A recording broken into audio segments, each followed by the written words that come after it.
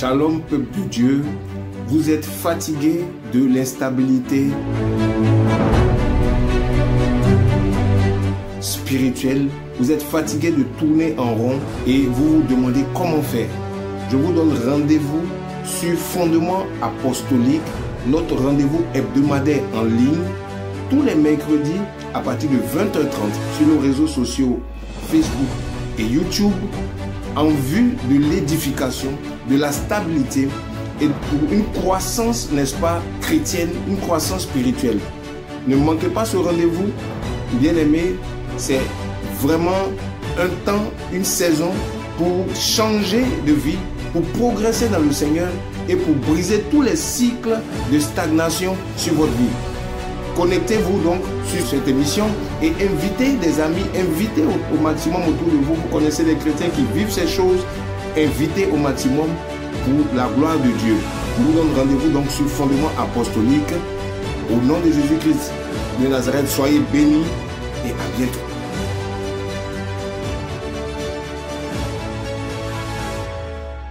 Aux gens, Dieu ne nous a pas créés pour qu'on soit sauvés. Parce qu'à l'origine, on n'était pas perdus. Donc si toi tu t'arrêtes sur le salut et tu penses que tu as réussi, tu as perdu même. Tu as tout raté. Parce que quand Dieu a créé Adam, il n'a pas dit créons-le pour qu'il soit sauvé. Alléluia. Est-ce que quelqu'un m'entend? Comme je dis souvent, c'est comme si tu achètes une voiture et tu l'achètes pour aller au garage. C'est que tu n'as pas bien acheté ta voiture. Quand tu achètes une voiture, c'est pour la conduire. S'il y a un problème, on l'envoie au garage. Dieu a créé l'homme pour que l'homme soit participant du surnaturel, pas pour qu'il soit sauvé. Maintenant, comme l'homme est perdu, il s'est égaré, Dieu a envoyé le salut pour le ramener. Mais maintenant, quand tu es revenu, il faut vivre le plan. Beaucoup sont sauvés, ils ne vivent pas le plan. Ils restent au niveau du salut. Et après même, ils perdent leur salut. Parce que le salut, ce n'est qu'un passage, ce n'est qu'une transition pour t'amener vers ta condition originale. La Bible dit ce n'est pas à prix d'or, 1 Pierre 1,18, ni à prix d'argent que vous avez été racheté. C'est-à-dire Dieu a estimé qu'on a mesuré le poids de ta vie. Ça valait plus de 1000 milliards. Ça valait plus de 1000 milliards. Ça valait le prix plus que tout l'or du monde. On dit ce n'est pas à prix d'or. C'est-à-dire quand tu estimes tout l'or du monde, quand on mesure pour te racheter, ça ne suffit pas. Tu prends l'argent de Bill Gates, ça ne suffit pas. Tu prends l'argent de Jeff Bezos, tous les milliardaires, les royaumes. Tu prends la caisse, la réserve de la BCRO, ça ne suffit pas pour te racheter. Le prix de ta vie, c'est tellement inestimable, c'est tellement élevé que la chose qui a le plus de valeur dans l'univers, c'est-à-dire la vie de Dieu, c'est-à-dire le titre de Dieu, il a décidé, la Bible dit, il a renoncé à son identité, il a renoncé à sa divinité à cause de toi, pour se rendre semblable à toi. Il a estimé que ta vie vaut tellement que l'argent ne peut pas, tout l'or du monde. Donc on dit ce n'est pas à prix d'or, ce n'est pas à prix d'argent, ce n'est pas avec du diamant, ce n'est pas avec des pierres précieuses, mais c'est par le sang précieux de Christ. Une seule goutte du sang de Jésus, est-ce que tu sais combien ça coûte? Une seule goutte, 1 millilitre de son sang. Est-ce que tu connais la valeur de cela? Dieu a pris ce sang précieux que personne ne peut obtenir quelque part. C'est un seul sang. C'est-à-dire que ça existe dans une seule personne. Ça existe simplement en Jésus-Christ. Pourquoi? Parce qu'il est saint, parce qu'il est pur, parce qu'il est Dieu. C'est un sang qui a la capacité d'effacer les péchés de toute l'humanité. Depuis le commencement du monde jusqu'à la fin du monde. Ce n'est pas seulement dans notre génération. Tous ceux qui sont morts, ceux qui n'existent pas, qui vont venir, les futurs pécheurs, les pécheurs du passé, une goutte du sang de Jésus, ça rachète les gens d'avant, les gens de maintenant et les gens du futur. Est-ce qu'il y a un prix comme ça? Est-ce que ça existe? Pourquoi tu méprises la grâce de Dieu alors?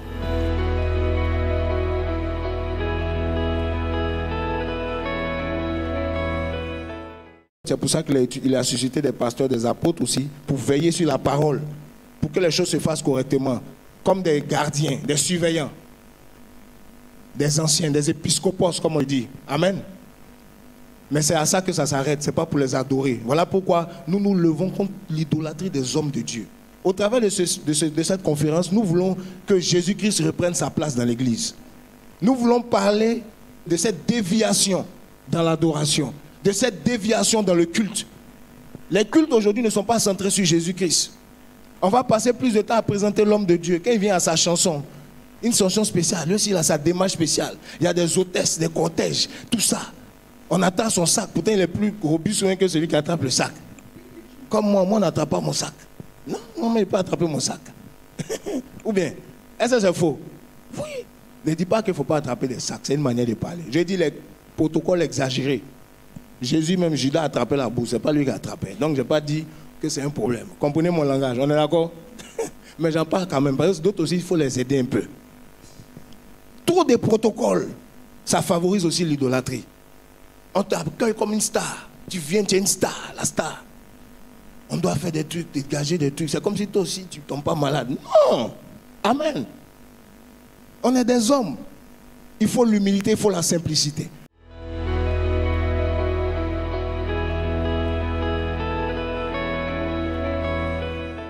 Satan attaque l'église avec la ruse.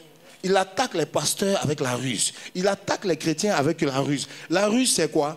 La ruse, c'est la séduction. Il dit, de même que le serpent séduisit Ève, comment? Par sa ruse. Donc le moyen de séduction, c'était la ruse. Donc cette séduction-là, c'était la ruse. On est d'accord?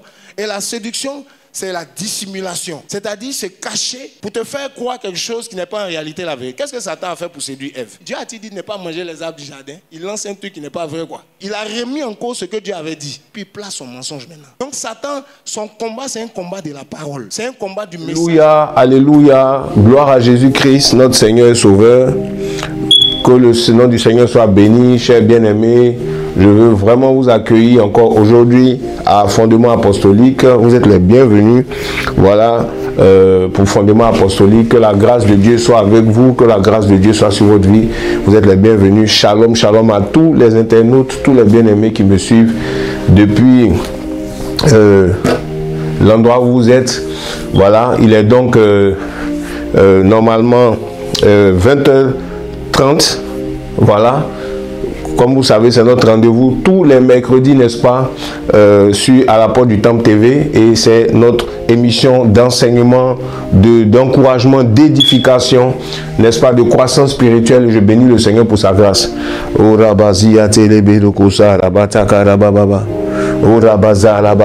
le nom du Seigneur soit béni. Au nom de Jésus, vous êtes les bienvenus. Et voilà, installez-vous correctement. Mettez tout ce qui peut être une distraction de côté, parce que nous allons entrer en profondeur par la grâce de Dieu dans l'enseignement, dans la parole, n'est-ce pas, dans voilà, la poursuite, n'est-ce pas, de ce que nous avons commencé. Et je bénis Dieu déjà pour les premières sessions que nous avons eues, pour tout ce qui s'est passé, que Dieu nous a permis de changer, de partager, d'enseigner au nom de Jésus-Christ. J'espère que vous êtes édifiés. Et aujourd'hui, donc, nous avançons toujours dans la parole de Dieu. N'hésitez vraiment pas, n'est-ce pas, si vous avez des commentaires, des questions, etc., à nous les laisser. Et nous allons justement tenir compte de ces choses-là, justement pour vous apporter, n'est-ce pas, ce que nous pouvons comme soutien, comme support spirituel. N'oubliez pas que l'objectif de notre émission ou de ce programme, c'est l'édification, c'est de bâtir la foi, d'encourager la croissance spirituelle. Amen. Et depuis quelque temps, Dieu nous a mis à cœur ce sujet, évangile, chrétien et dispensation. C'est dans ça que nous sommes en train d'évoluer. Et j'espère que vous êtes bénis, n'est-ce pas, dans ce thème. Alléluia. Alors, vraiment, Dieu est bon et je bénis son nom pour sa fidélité. Je veux partager quelques informations rapidement avec nous avant de commencer. Voilà, comme vous le savez. Et donc, la première des choses, c'est la croisade et la conférence que nous avons au Kenya, n'est-ce pas, dans moins de 2 semaines, non, plutôt dans 2 semaines à peu près. Voilà, la conférence que nous allons au Kenya qui commence normalement le 3 avril à Kitale au Kenya. Donc l'affiche est maintenant va apparaître maintenant sur l'écran. Donc cette conférence et cette croisade plutôt d'évangélisation est aussi suivie d'un séminaire, conférence séminaire, n'est-ce pas? Donc à Kitale, donc du 3, voilà, nous commençons le 3, c'est-à-dire du 3 au 7 avril. La mission commence, c'est une mission qui va durer 5 jours. Voilà, mais nous arrivons un peu plus tôt parce que c'est un long voyage et par la grâce de Dieu, nous y serons pour partager la parole, pour diffuser l'évangile, n'est-ce pas, pour édifier le peuple de Dieu qui nous attend massivement là-bas au Kenya. Et c'est le pasteur Godric Ochwang du ministère Victory Gospel Revival Ministry qui va nous recevoir là-bas.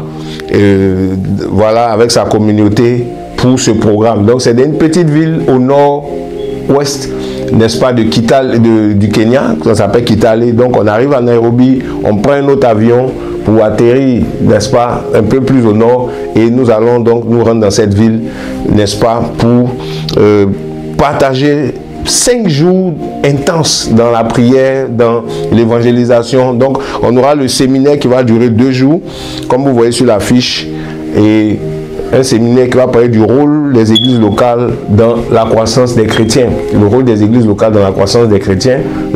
Donc on va parler un peu de ça, parce que c'est important.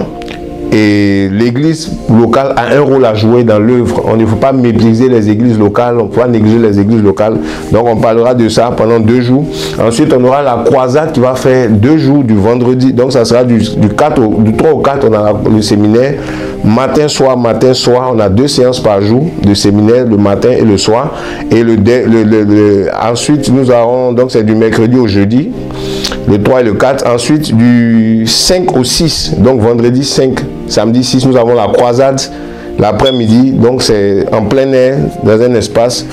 Donc Lukuma Cattle Deep Grounds, voilà. Donc enfin, voilà, c'est un espace public là-bas, et on aura donc la croisade. Et puis le dernier jour, nous serons à l'église locale là-bas pour faire un culte, voilà, et puis partager un moment de communion fraternelle avec l'assemblée qui est là-bas. Et le lundi, nous décollons donc du Kenya pour revenir aux États-Unis. Voilà. Et ceux de la mission qui sont en Côte d'Ivoire, puisque je ne vais pas seul, retourneront en Côte d'Ivoire. Donc on se retrouve là-bas, l'équipe on se retrouve là-bas pour le travail du Seigneur au nom de Jésus. Que Dieu soit béni. Donc voici un peu, voilà, on va sur place là-bas. On va vous aurez donc on va vous tenir informé, etc. Et on risque de tourner. C'est pas sûr que nous ayons notre prochain le fondement apostolique de ce mercredi là, pendant que nous serons en mission là-bas, sera spécial. Donc on verra si on peut vous faire un petit direct, si on peut pas à cause de l'heure. On vous fera quelque chose dans tous les cas, on vous proposera quelque chose depuis là-bas, on tournera ce fondement apostolique depuis là-bas. Donc voici un peu ce que je voulais vous dire au nom de Jésus-Christ de Nazareth. Donc restez connectés, et puis voilà, au nom de Jésus-Christ de Nazareth, si Dieu vous met à cœur quoi que ce soit, contactez-nous directement par rapport à cette mission. Vous voulez semer dans cette mission, vous voulez soutenir cette mission, vous voulez participer à cette mission d'une manière ou d'une autre, les contacts sont là, vous pouvez nous contacter, et puis voilà, participer à ce programme au nom de Jésus. Que toute la gloire revienne au Seigneur. Amen. J'évolue rapidement. Comme vous savez, je vous présente aussi un autre programme. Donc, c'est-à-dire le dimanche prochain à Abidjan, nous avons un programme. Chaque dimanche, nous avons commencé un programme d'édification, des réunions locales à Abidjan.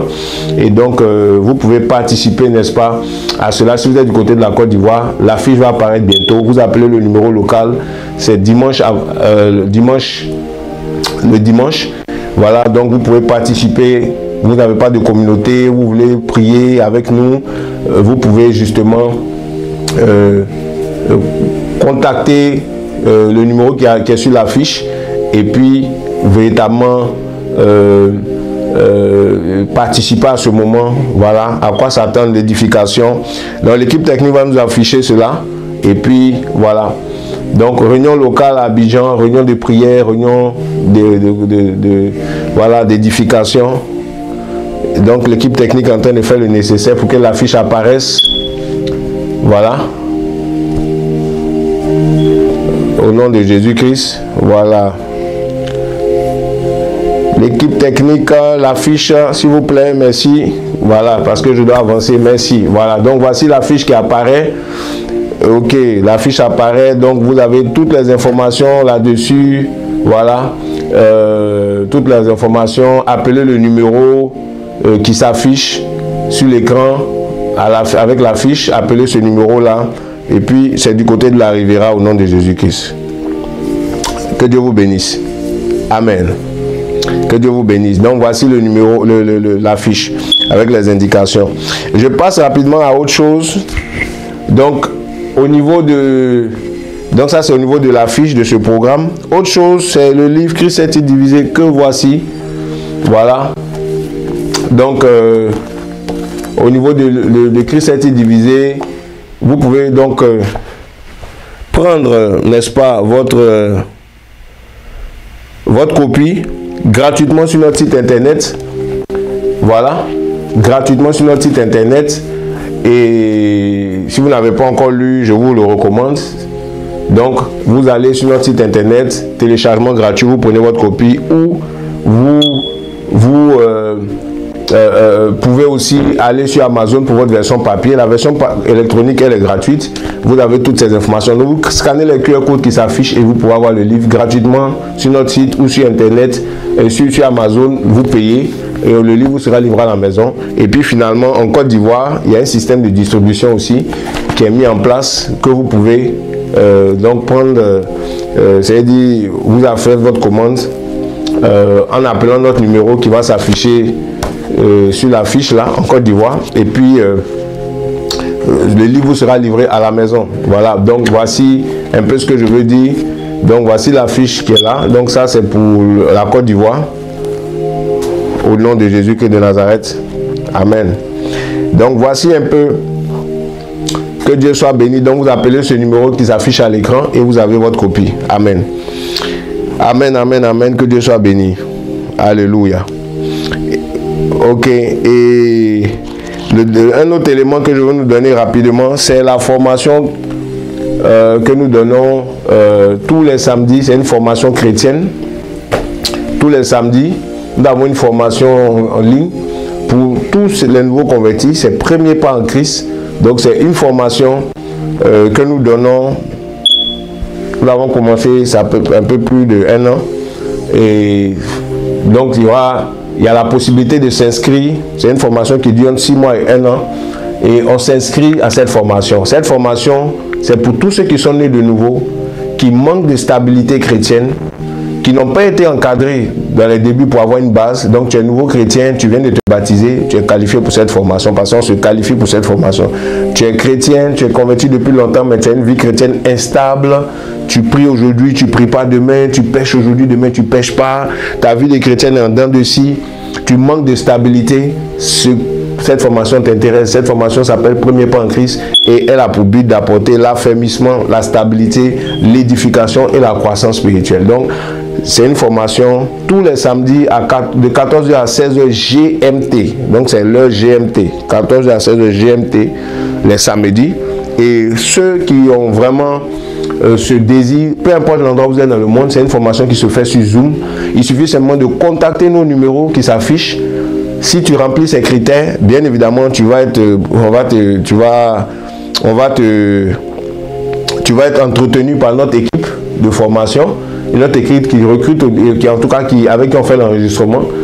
Et on verra en fonction de si tu remplis les critères et on t'inscrit. C'est gratuit, bien sûr, c'est gratuit.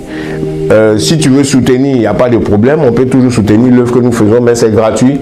Parce qu'on a reçu gratuitement, nous donnons gratuitement. Donc, il n'y a pas de frais à payer, mais on n'est pas fermé au soutien aussi parce que nous cherchons à améliorer le travail que nous faisons. Donc, tu t'inscris gratuitement et par la grâce de Dieu,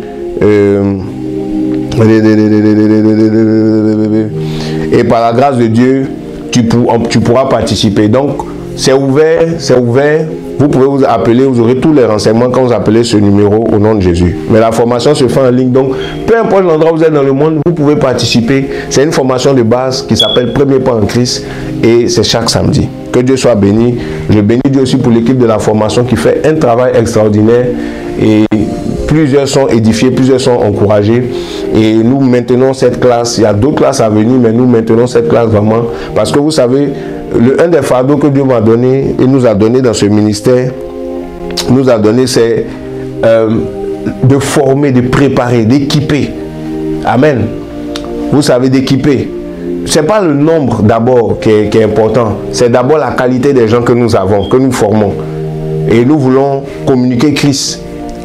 Amen. Nous voulons communiquer Christ, que la vie des personnes reflète la vie de Christ. Nous-mêmes, nous grandissons dans le Seigneur, mais nous voulons aussi justement attirer les gens, tirer les gens vers le haut dans cette croissance-là.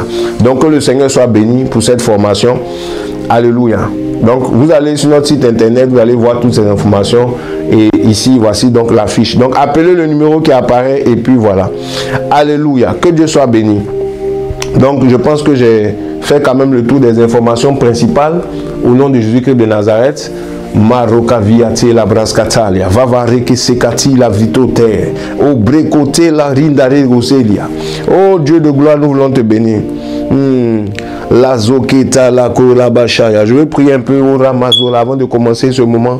Au rabakate le breskate le bébé. Je vous invite à la prier avec moi. Au rakaza la karen de brezekete. Seigneur mon Dieu. Oh yeah yeah. Comment ne pas t'adorer? Comment ne pas te louer, Seigneur? Tu es le Dieu de notre salut. Comment ne pas te louer, Yeshua? Comment ne pas t'adorer, oh Dieu? Toi l'alpha, l'oméga, toi le commencement et la fin, oh, de notre saison. Comment ne pas t'adorer? Oh, je veux t'adorer. Raskabido rakatala briatala. Seigneur, que ce moment soit un moment qui te soit consacré, papa. Ce n'est pas moi que je viens prêcher, c'est toi que je viens prêcher. Seigneur, ce n'est pas ma personne que je viens présenter, c'est toi que je viens présenter. Je veux m'effacer pour te laisser la place. Je veux m'effacer pour te laisser la première place. Prends la gloire, Seigneur. Sois élevé, Seigneur. Inspire ta parole, Seigneur. Où est cette émission, papa? Où est nous, ceux qui vont se connecter? Où est nous de ta présence? Seigneur, qu'on te voit, toi, et non pas nous. Reçois la gloire. Reçois l'élévation. Que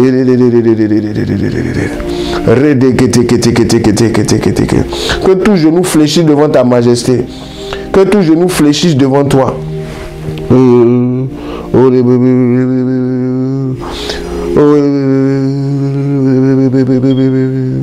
Prosterné, nous adorons Yahweh. Prosterné, prosterné, nous adorons Yahweh. Prosterné, prosterné, je me prosterne devant toi. Nous adorons Yahweh. Prosterné, prosterné, nous adorons Yahweh. Yahweh, Yahweh, Yahweh, nous t'adorons, Yahweh, hey, Yahweh, nous t'adorons, Yahweh, Yahweh, Yahweh, oh, Yahweh. Je t'adore, je t'élève. Juste quelques minutes. T'adorer, Yahweh. Je me prosterne pour t'adorer, Yahweh. À tes pieds, Yahweh. Le Dieu que je sais, le Dieu vivant, Yahweh. Je t'adore, Yahweh. Oh, Rakabizokate, les bras d'Alebeskar, Yavata. Oh. Oh, prosterné, nous adorons, Yahweh, nous t'adorons, Yahweh, je t'adore, Yeshua, Yahweh, je veux me perdre dans ta présence, oh, Yahweh, Yahweh, oh, Rakadi, ok, la Bosarabia, oh, Rakis, Kavindara, Bratatita, Leriatala, Yahweh, c'est que le Bosarabikela, Yahweh, Yahweh, Yahweh. Alléluia, que son nom soit élevé, que son nom soit magnifié, que son nom soit glorifié, que son nom soit élevé. Reçois la gloire, reçois l'élévation. Je me prosterne devant toi, je reconnais ta sainteté, ta seigneurie. Tout ce qui va se passer ici, c'est pour ta gloire. Seigneur mon Dieu, tout ce qui va se passer ici, c'est toi. Que ton nom soit élevé, que ton nom soit glorifié, dans le nom de Jésus. Alléluia. Et Rida Katalaba. Alléluia. Juste quelques minutes pour l'élever. Vous savez, il est la personne la plus importante dans ce programme. Tout ce que nous faisons est centré sur lui. Tout ce que nous faisons, nous voulons tourner nos regards sur lui. On n'a aucun mérite. Vous savez, je n'ai aucun mérite. Je veux me dépouiller de ma couronne. Je veux me dépouiller des acclamations. Je veux me dépouiller de l'admiration des hommes. Je veux me dépouiller du vêtement de l'orgueil. Je veux me dépouiller des choses qui viennent pour me donner la gloire. Je veux me dépouiller de ces choses. Jeter ma couronne à ses pieds. À ses pieds, nous voulons adorer. À ses pieds, nous voulons être prosternés. Oh, Rebo Sata là-bas. Oh, Rababa, parce que ce change. Prosternés, nous adorons Yahweh. Reçois la gloire, Seigneur. Que son nom soit élevé. Redonne-lui la gloire. Tout ce qui se passe, vous savez, même hier, j'étais en train de méditer, de prier, et je réalisais la grâce de Dieu. Je réalisais la grâce de Dieu. Je réalisais la faveur de Dieu sur ma vie. Je réalisais que je ne suis rien. Je réalisais que tout ce qui m'arrive, c'est Dieu qui permet, qui dispose. Tout ce qui m'arrive de bon ne vient pas de mon mérite personnel. Ça vient d'abord de lui. Parce que même les choses que tu mérites, c'est Dieu qui t'a donné les forces. C'est Dieu qui t'a rendu capable. La capacité que tu as. Souvent quand j'évangélise, je parle de Jésus aux gens, je leur dis, mais tu n'as pas créé ta personne. Les capacités que tu as t'ont été données. La Bible dit, qu'as-tu que tu n'aies reçu? Et si tu as reçu, pourquoi tu fais comme si tu n'as pas reçu? Pourquoi tu te glorifies comme si c'est toi-même, par ta propre puissance, que tu es ce que tu es? Vous savez, même si tu es allé à l'école, pour pouvoir aller à l'école, il fallait naître. Même si tu as fait une grande formation, pour pouvoir faire ta formation, il fallait que tu aies des capacités. Parce que ce n'est pas tous ceux qui veulent faire une formation qui y arrivent. Ce n'est pas tous ceux qui veulent exister qui existent. Il y a des gens qui veulent vivre mais ils meurent. Pourquoi? Parce qu'il y a un homme, il y a un qui est le maître du souffle. La Bible dit que Dieu tient le souffle de tout être vivant entre ses mains. Job 12, 10. Il tient le souffle d'être vivant tout être vivant entre ses mains. Si tu es vivant, c'est parce que Dieu permet. Ce n'est pas parce que tu es protégé. Ce n'est pas parce que tu as fait quoi que ce soit. Dieu nous fait grâce. Il nous accorde des faveurs. Rendons-lui gloire pour tout ce que nous sommes. C'est ce que je comprends. Alléluia. C'est ce que je comprends. Je veux lui rendre grâce pour ce ministère, pour l'œuvre de Dieu. Il y en a qui veulent servir Dieu, ils ne savent pas par où commencer. Il y en a qui veulent servir Dieu, ils n'ont même pas de vision. Il y en a qui veulent faire des choses pour Dieu, mais Dieu nous a accordé la grâce de certaines choses. Apprécions ça. Seigneur, reçois la gloire. Alléluia. Apprécie Dieu pour ta condition, mon frère, ma soeur. Nous allons avancer, mais avant, comme vous savez, je vais nous demander, n'est-ce pas, de pouvoir aider à ce qu'on puisse diffuser ce message. Premièrement, vous comprenez, à pouvoir diffuser ce message. Premièrement, qu'est-ce que je peux dire? Vous abonnez à la chaîne si ce n'est pas le cas. Vous abonnez à la chaîne si ce n'est pas le cas. Voilà, vous activez la cloche de notification. Et puis, vous pouvez partager aussi la vidéo. Amen. Vous pouvez aussi partager la vidéo. Amen. Vous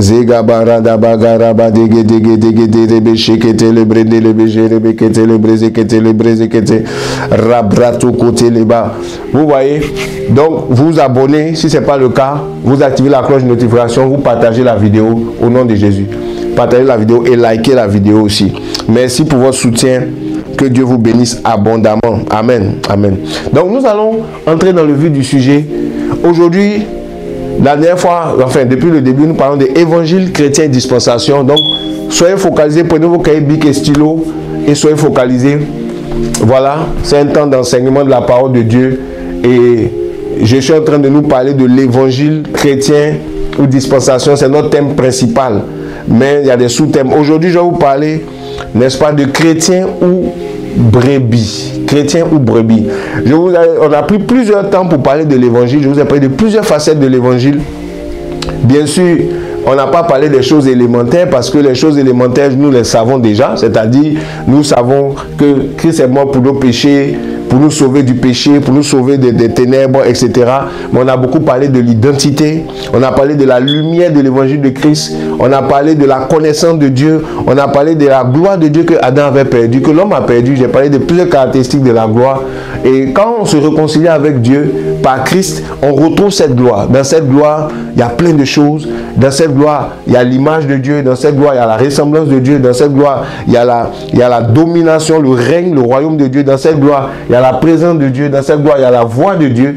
Dans cette gloire, n'est-ce pas, il y a, vous voyez, toutes ces choses, ok? Toutes ces choses-là. Que nous avons expérimenté, nous avons parlé, vous pouvez écouter ces enseignements. On a parlé de la puissance de Dieu, j'ai parlé de plusieurs types de la puissance de Dieu et on a besoin de ces choses. Amen. J'espère que vous êtes bénis par tout ça. Vous savez, tu peux entendre de très bons messages, mais tu dois faire ton expérience avec Dieu. Je vous ai dit que l'évangile, comme Paul disait, il disait que l'évangile que vous avez prêché, je l'ai eu connu par une révélation de Jésus-Christ. Alléluia. Et pour ça, on est dans Galates chapitre 1. On est dans Galates chapitre 1. Il dit, c'est pas une révélation que je vous ai prêchée, ne vient pas de l'homme. Je ne l'ai pas reçu d'un homme, mais c'est pas une révélation de Jésus-Christ. Et j'ai parlé de la révélation de Jésus-Christ. C'est important, vous voyez, de connaître. Voilà. Galates chapitre 1, verset 11 à 12. Il dit, or, je vous veux savoir, frère, que l'évangile qui vous a été annoncé par moi n'est pas selon l'homme. Car je ne l'ai pas reçu d'un homme non plus, mais ni appris, mais par la révélation de Jésus-Christ. Donc, Jésus-Christ doit se révéler à quelqu'un. L'évangile consiste en la révélation de Jésus-Christ. On peut te parler de lui, mais il faut que toi-même tu l'expérimentes. C'est très important. Je disais que le type d'évangile que tu reçois déterminera le type de chrétien. Pourquoi certains chrétiens manquent de révélation? C'est parce que l'évangile qu'ils ont reçu, le Christ ne l'a pas été révélé dans cet évangile. Vous voyez? Et Christ n'a pas été révélé. Et si Christ n'était pas révélé, toi-même tu ne peux pas devenir un fils de Dieu. Tu ne peux pas devenir un chrétien authentique parce que l'authenticité de ta chrétienté dépend de la révélation de Christ. C'est l'élément le plus important. Si Christ ne se révèle pas à toi, tu ne peux pas être chrétien. Tu ne peux pas marcher avec lui. Tu ne peux pas comprendre son évangile. Tu auras entendu parler de lui, mais tu ne vivras pas les réalités qui sont attachées à son évangile. Donc c'est la révélation de Jésus-Christ qui nous connecte à tout ce qui est spirituel dans l'évangile. Sinon, plein de gens ont entendu dire que Jésus-Christ est mort pour les péchés, mais ça n'a rien produit en eux. Plein de gens ont entendu dire, ils sont allés même à des prières, on a imposé leurs mains, les messieurs, mais ils ne vivent pas l'évangile. Vous savez, il y a à entendre l'évangile et à vivre l'évangile. Et l'évangile a plusieurs facettes. Amen. J'ai parlé un peu de ces choses, mais là, je vais parler maintenant de chrétiens. Comme vous voyez, j'ai donné quelques éléments. L'évangile est vaste, il y a beaucoup de choses. J'ai donné certains éléments que le Seigneur m'a mis à cœur. L'identité de Dieu, l'intimité avec Dieu, la puissance de Dieu. J'ai parlé de toutes ces choses du royaume, n'est-ce pas? J'ai parlé de la gloire de Dieu, que les hommes ont péché, ils ont été privés de la gloire de Dieu. L'évangile que j'essaie de nous prêcher, dont je vous parle ici, vient pour restaurer la gloire de Dieu dans nos vies. Un chrétien doit renouer avec la gloire de Dieu. La gloire de Dieu, c'est notre environnement naturel et j'ai parlé de ces choses. Donc, il dit, l'évangile que j'ai reçu ne vient pas de l'homme. Mais ce n'est pas une révélation de Jésus-Christ. Donc, aujourd'hui, je vais parler de chrétien ou brebis. Je disais quoi? Que l'évangile que tu as reçu déterminera le chrétien que tu es. Amen. Alors, la première des choses, pourquoi chrétien ou brebis? C'est notre sous-thème. Et on va parler de chrétiens. Là, on a ouvert le chapitre chrétien. Dans le thème global, on a parlé de l'évangile. Là, j'ouvre le chapitre chrétien. C'est lié, mais je vais parler plus du chrétien. Je vais plus parler de toi et de moi. Pourquoi? Parce que l'évangile n'est pas un message qui vient sans influencer la population que Dieu a ciblée, c'est-à-dire nous, qui sommes son peuple aujourd'hui. L'évangile doit avoir un impact sur nous. L'évangile doit nous influencer. L'évangile nous aide à définir qui nous sommes. Amen. Et quand Jésus-Christ est venu, il a partagé plusieurs choses. Ok? Il a partagé plusieurs choses concernant son message, concernant sa mission, concernant ceux qui sont considérés aussi comme son peuple. Amen. Et qu'on appelle les chrétiens aujourd'hui. Chrétiens, c'est le mot chrétien a été utilisé la première fois dans Actes chapitre 11, ok? À Antioche. Quand les gens ont vu les disciples du Seigneur, pour la première fois, ils ont été appelés chrétiens, qui signifie petit Christ, ou ceux qui ressemblent à Christ. Et vous savez, dans la Bible, il y a au moins 3 mentions du mot chrétien Dans toute la Bible, on parle 3 fois des chrétiens. Ce n'est pas le mot le plus populaire pour nous définir. Ok? C'est les païens qui ont décidé de nous appeler comme ça. Jésus-Christ, par exemple, n'a jamais employé le mot chrétien. Donc aujourd'hui, c'est un mot qui est beaucoup employé, mais dans le vocabulaire divin, le mot chrétien n'est pas le vocabulaire qu'il a donné pour nous qualifier. C'est un vocabulaire qui est moderne, qu'on utilise pour parler des chrétiens, enfin des disciples de Jésus, qu'on utilise ce mot pour parler du peuple de Dieu, mais dans le vocabulaire divin, ce n'est pas ce mot que Jésus-Christ a employé. Donc, aujourd'hui, la compréhension même de qui nous sommes a été falsifiée parce que tout ce que nous mettons dans le mot chrétien, c'est pas ce que Jésus-Christ met dans le mot disciple. Donc, il faut faire une corrélation et je veux parler un peu de ça parce que si tu ne sais pas qui tu es, tu ne peux pas vivre le plan de Dieu. Si tu ne sais pas qui tu es, tu ne peux pas bénéficier des grâces de Dieu. Si tu ne sais pas qui tu es, aussi longtemps que tu es ignorant, comme je vous partage souvent, Galates 4, aussi longtemps que l'héritier est ignorant, il ne diffère rien d'un esclave. Aussi longtemps que celui qui est censé être le peuple de Dieu, le disciple de Jésus-Christ, qui est censé appartenir à Christ, ne sait pas qui il est, il peut vraiment manquer beaucoup de choses que Dieu veut faire avec lui dans sa génération. Donc le mot chrétien, ce n'est pas un péché d'utiliser ce mot, mais ce n'est pas un mot qui traduit l'idée de Christ quand il parle de son peuple ou de ses enfants. C'est pour ça que je touche à ce mot dans cet évangile. Parce que quand on dit aux gens qu'il faut devenir chrétien, qu'est-ce que le chrétien veut dire? Quand on dit aux gens de devenir chrétien, quelle est l'information que le mot chrétien transporte? Aujourd'hui, il y a toutes sortes de chrétiens. Il y a des chrétiens catholiques, il y a des chrétiens protestants, il y a des chrétiens baptistes, il y a toutes sortes de chrétiens. Ok? Il y a des chrétiens même pratiquants, il y a des chrétiens non pratiquants. Il y a des chrétiens de famille, il y a des chrétiens traditionnels, il y a des chrétiens conservateurs, il y a des orthodoxes, il y a des chrétiens anglicans. Le mot chrétien, il y a trop de choses qui dénaturent le sens du mot. Aujourd'hui, même quand vous parlez du mot chrétien à des gens qui ne connaissent pas Christ, tous ces adjectifs ou ces accompagnements, ces qualificatifs de chrétiens là, ils ont ça en vue. Quand tu dis chrétien, on te dit tu es catholique, tu es anglican, tu es orthodoxe, tu es de l'église orientale, tu es de l'église conservatrice, tu es de l'église protestante, tu es de l'église pentecôtiste baptiste, tu es de l'église céleste. Il y a toutes sortes de chrétiens. Donc le païen, même quand tu lui dis ah, donne ta vie, tu vas devenir chrétien, il ne sait pas de quoi tu parles. Il y a une confusion avec le mot chrétien. Donc je veux revenir à l'origine. C'est pour ça que j'ai dit chrétien ou brebis. Amen.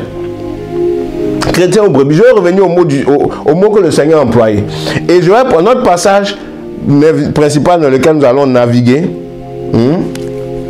Zari do do do do do do do do do do do. Rabrozaza la kariata la branda kusatala.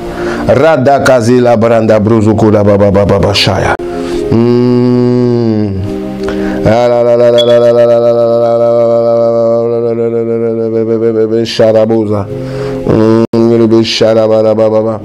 Vous voyez, donc je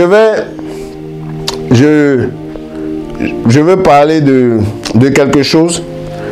Ici, c'est dans Jean 10, verset 27. Jean 10, verset 27. Je vais même commencer. Je vais commencer même par le verset 16 et ensuite le verset 27. Jésus disait ceci. Il dit, et j'ai d'autres brebis qui ne sont pas de cette bergerie. Il faut que je les amène, elles aussi, et elles écouteront ma voix, et il y aura un seul troupeau, un seul berger. Le verset 16. Le verset 27, on est dans Jean 10, verset 27. Mes brebis écoutent ma voix, et moi je les connais, elles me suivent. Et moi je leur donne la vie éternelle, et elles ne périront jamais. Personne ne les ravira de ma main. Amen. Personne ne les ravira de ma main. Amen. Alléluia. Mon Père qui me les a donnés est plus grand que tous et personne ne peut les ravir de la main de mon Père. Et moi, le Père, nous sommes un. Donc, Jésus parlait ici de ses brebis. Il dit, ses brebis écoutent sa voix. C'est le passage principal que nous allons naviguer pour parler aujourd'hui de chrétiens ou brebis. Mais avant de rentrer dans ce passage, pour parler de chrétiens ou brebis, comme j'étais en train de vous parler du mot chrétien. Le mot chrétien qui vient de... On va prendre ce passage-là parce que je parle, mais je veux prendre des passages un peu. Donc c'est Actes chapitre 11. Vous voyez? pour la première fois, à partir du verset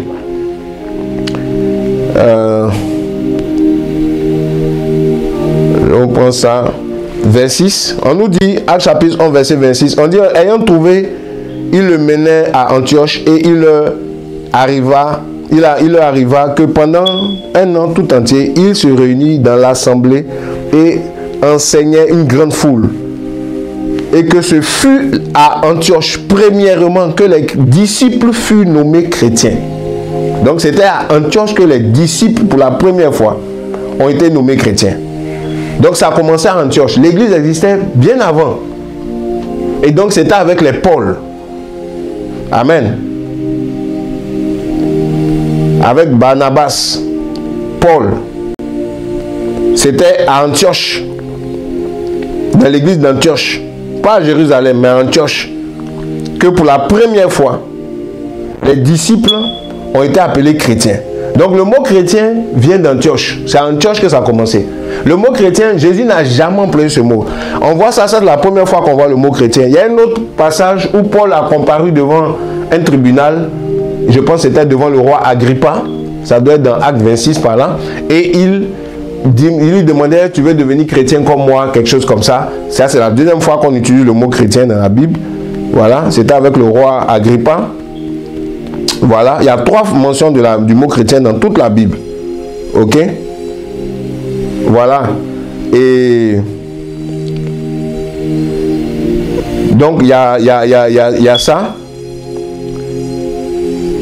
Il y a ça. Et puis, il y a aussi, je vous donne le passage, voilà, avec le roi Agrippa, c'était dans Acte 26. Donc, je trouve ça rapidement. Acte 26, à partir du verset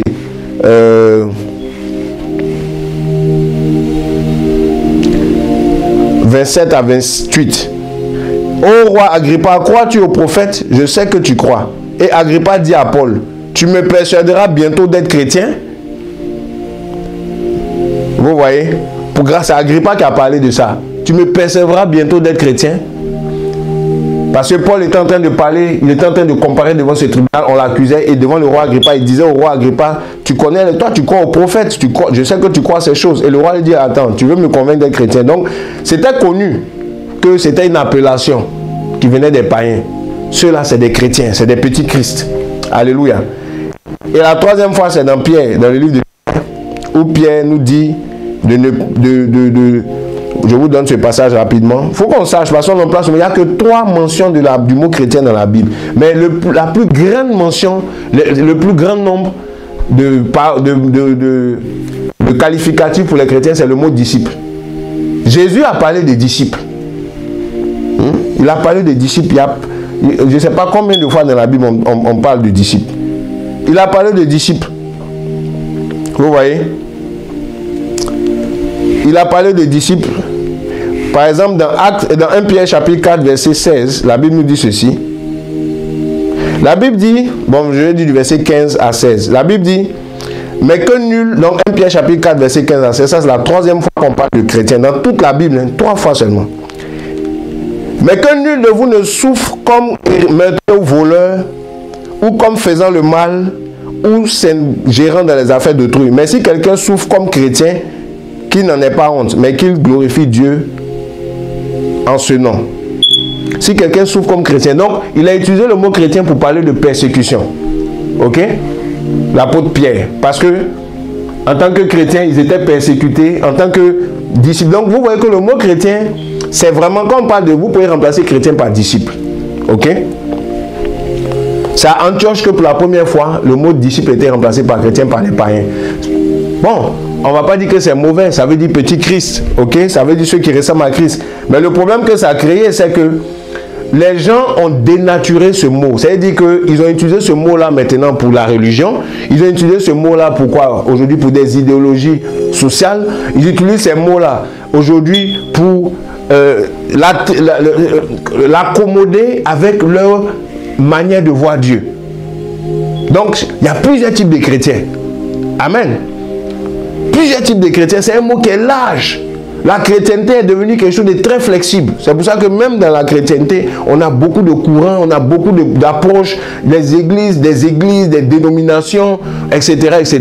Mais quand vous revenez à l'origine, c'est le mot disciple. Et il n'y a pas plusieurs types de disciples. Il y a un seul type de disciple. Et Jésus a donné les conditions pour être disciple. Vous voyez? Et ces disciples-là, il les appelait ses brebis. Donc aujourd'hui, je vais parler plus du caractère des brebis par rapport aux chrétiens. Jésus dit, mes brebis entendent ma voix et me suivent. Il dit, mes brebis écoutent ma voix et me suivent, ne suivront pas un autre. Je vais parler de ça, pourquoi? Parce que l'évangile ne vient pas pour susciter des chrétiens. L'évangile vient pour susciter des brebis. Amen. L'église vient pour l'évangile vient pour engendrer des brebis. Jésus est venu pour attirer des brebis à lui. Dans le passage de base que je vous ai donné, Jésus a dit quoi? Il dit, j'ai plusieurs brebis qui ne sont pas de cette bergerie. Vous savez, l'évangile vient pour rassembler un peuple. Et ce peuple-là est identifié à des brebis. Par exemple, quand vous lisez de la parole de Dieu dans Matthieu chapitre 25, qu'est-ce que la Bible nous dit?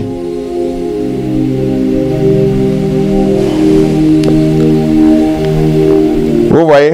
Qu'est-ce que la Bible nous dit? La Bible dit que quand Jésus va revenir, je vous lis ça rapidement. Donc, Matthieu chapitre 25, la Bible nous dit quand Jésus va revenir à partir du verset 30, et plutôt 31, on nous dit, oh, quand le Fils de l'homme viendra dans sa gloire, et tous les anges avec lui, alors il s'assiera sur le trône de sa gloire. Et toutes les nations seront assemblées devant lui. Il séparera les uns d'avec les autres, comme un berger sépare les brebis d'avec les boucs ou d'avec les chèvres. Il mettra les brebis à sa droite et il mettra les boucs à sa gauche. Amen. Donc vous voyez que dans le message que Jésus-Christ prêchait, Jésus-Christ était venu pour opérer, l'évangile vient pour opérer une séparation entre les gens. Pour distinguer des brebis et des boucs. Et la Bible dit que quand il reviendra, il va séparer. Il y aura une séparation. Il va mettre les brebis à droite, il va mettre les boucs à gauche. Donc, quand on parle de chrétiens, il faut qu'on comprenne que ce que Jésus-Christ lui cherche, ou il va rechercher quand il va venir sur la terre, c'est des brebis. Il ne va pas chercher des chrétiens, il va chercher des brebis. Nous, on appelle ces brebis-là chrétiens. Mais il faut qu'on comprenne quelles sont les caractéristiques réelles du peuple de Dieu à ses yeux. Pas aux yeux des gens d'Antioche, pas aux yeux du monde. Parce que dans le mot chrétien aujourd'hui, tout le monde qui a une Bible est chrétien. Tous ceux qui vont à l'église sont chrétiens. Mais aux yeux de Jésus-Christ, ce n'est pas ce qu'il a dit. Il y a des caractéristiques pour ces brebis qui nous permettent de savoir si nous sommes dans le véritable ou pas. Ce n'est pas tous ceux qui crient Seigneur, Seigneur qui seront sauvés. L'évangile vient pour nous sauver, mais Jésus met en garde. Il dit ce n'est pas ceux qui crient Seigneur, Seigneur qui seront sauvés. Matthieu 7. Plusieurs diront, n'avons-nous pas fait ceci en ton nom? On était dans les programmes, on a fait les délivrances. Il va dire, je ne vous ai jamais connu. Il dit, mes brebis, je connais mes brebis, elles connaissent ma voix. Jésus ne dit pas, je connais les chrétiens, il dit, je connais les brebis. Donc, le vocabulaire de Jésus est très important parce que l'évangile de Christ n'a pas été prêché avec des thèmes comme chrétiens. On peut utiliser ça aujourd'hui, je ne dis pas que c'est un péché. Mais je veux dire, pour comprendre l'essence du message de Christ, il faut revenir à l'origine. Jésus disait, mes brebis, la Bible dit quand il reviendra dans Matthieu 25, à son retour, parce que l'évangile parle du retour de Jésus, il va séparer les hommes en deux camps. Il y aura des boucs et puis il y aura des brebis. Toi, tu appartiendras à quoi? Tu peux être chrétien, mais tu sais que tu peux être un bouc si tu ne fais pas attention. Aller dans une communauté, ça ne veut pas dire que tu seras sauvé. Aller dans une communauté ne veut pas dire que tu es réellement peuple de Dieu. C'est être brebis qui fait de toi. Est-ce que tu es une brebis? Donc il y a des caractéristiques principales que Dieu m'a demandé de mettre l'attention en ce qui concerne chrétien. Aujourd'hui on dit chrétien, mais le mot chrétien ne traduit pas fidèlement ce que Dieu veut qu'on soit. C'est pour ça qu'il y a autant de polémiques aujourd'hui autour de la foi, autour des églises. Chacun estime qu'il a sa foi personnelle. Je vais vous dire quelque chose. Ta foi personnelle, si ce n'est pas conforme à la foi que Jésus-Christ a prêché, tu es perdu. Ce n'est pas parce que tu as une foi personnelle que tu seras sauvé. C'est la foi que Jésus-Christ a prêché. C'est le message qu'il a laissé. C'est l'évangile qu'il a apporté. C'est le seul évangile. L'apôtre Pierre-Paul dit, si quelqu'un veut vous prêcher un autre évangile dans Galates 1, que celui qu'on vous a prêché, qu'il soit maudit. Ce n'est pas ta foi personnelle que toi tu as définie selon ta propre sensibilité, ta tradition, ce qui te plaît. Ce n'est pas ça qui compte. Ce qui compte, c'est qu'est-ce que Jésus-Christ a dit sur nous. Qu'est-ce que Jésus-Christ veut faire de nous? Quel peuple il veut faire de nous? Il veut faire de nous des brebis. Donc, on va parler un peu de ça. Peut-être que tu serais un peu choqué de ce que j'ai dit, mais vous savez, le réveil ne vient pas si on n'est pas secoué dans nos fondements. Plusieurs communautés s'appuient sur des fondements qui ne sont pas les fondements de Jésus-Christ. La Bible dit que personne ne peut poser un autre fondement. Et le fondement dont je parle ici, ce n'est pas un fondement humain. Le fondement dont je parle ici, parce qu'on n'a pas été appelé seulement à recevoir, on a été appelé aussi à devenir. On a été appelé à devenir un type de personne. L'évangile engendre un type de personne. L'évangile ne vient pas pour laisser les gens tels qu'ils sont, sans les affecter, sans les transformer, sans faire d'eux quelqu'un. Jésus a dit à Pierre, suis-moi, je ferai de toi un pécheur d'homme. Un type de personne que je vais faire de toi. Jésus dit qu'il veut faire de nous des brebis. Oui, mes brebis entendent ma voix. C'est ça qu'il est en train de faire. Et à la fin des temps, Jésus viendra chercher quoi? Des brebis. Il séparera les brebis d'avec les boucs. Vous connaissez l'histoire. Matthieu 25, verset 31 à 33. Amen. Donc, c'est de ça que je suis en train de parler. Donc, on va parler un peu des brebis aujourd'hui. Je ne vais pas être trop long. Aujourd'hui, je parle de chrétiens ou brebis. Chrétien, que le nom chrétien ne te séduise pas. Derrière le mot chrétien, il faut que tu saches quelle est l'essence, les caractéristiques du peuple que Dieu est en train de susciter. On peut s'appeler chrétien, comme je l'ai dit, c'est pas mauvais. Mais quelle est ton identité dans le chrétien là? Tu es chrétien de quoi? Est-ce que tu es chrétien brebis ou bien tu es chrétien catholique? Est-ce que tu es chrétien brebis ou bien tu es chrétien évangélique? Est-ce que tu es chrétien brebis ou bien est-ce que tu es chrétien protestant? Est-ce que tu es chrétien brebis ou bien tu es chrétien, je sais pas moi, Assemblée de Dieu? Au ciel, il n'y a pas tout ça. Dans le programme de Jésus, il n'y a pas toutes ces choses. Dans le programme de Jésus, il y a des brebis et des boucs. Soit tu es brebis, soit tu es bouc. Quand il reviendra chercher des brebis. Ça, c'est la première chose que je veux souligner dans le chrétien. Le chrétien doit être une brebis.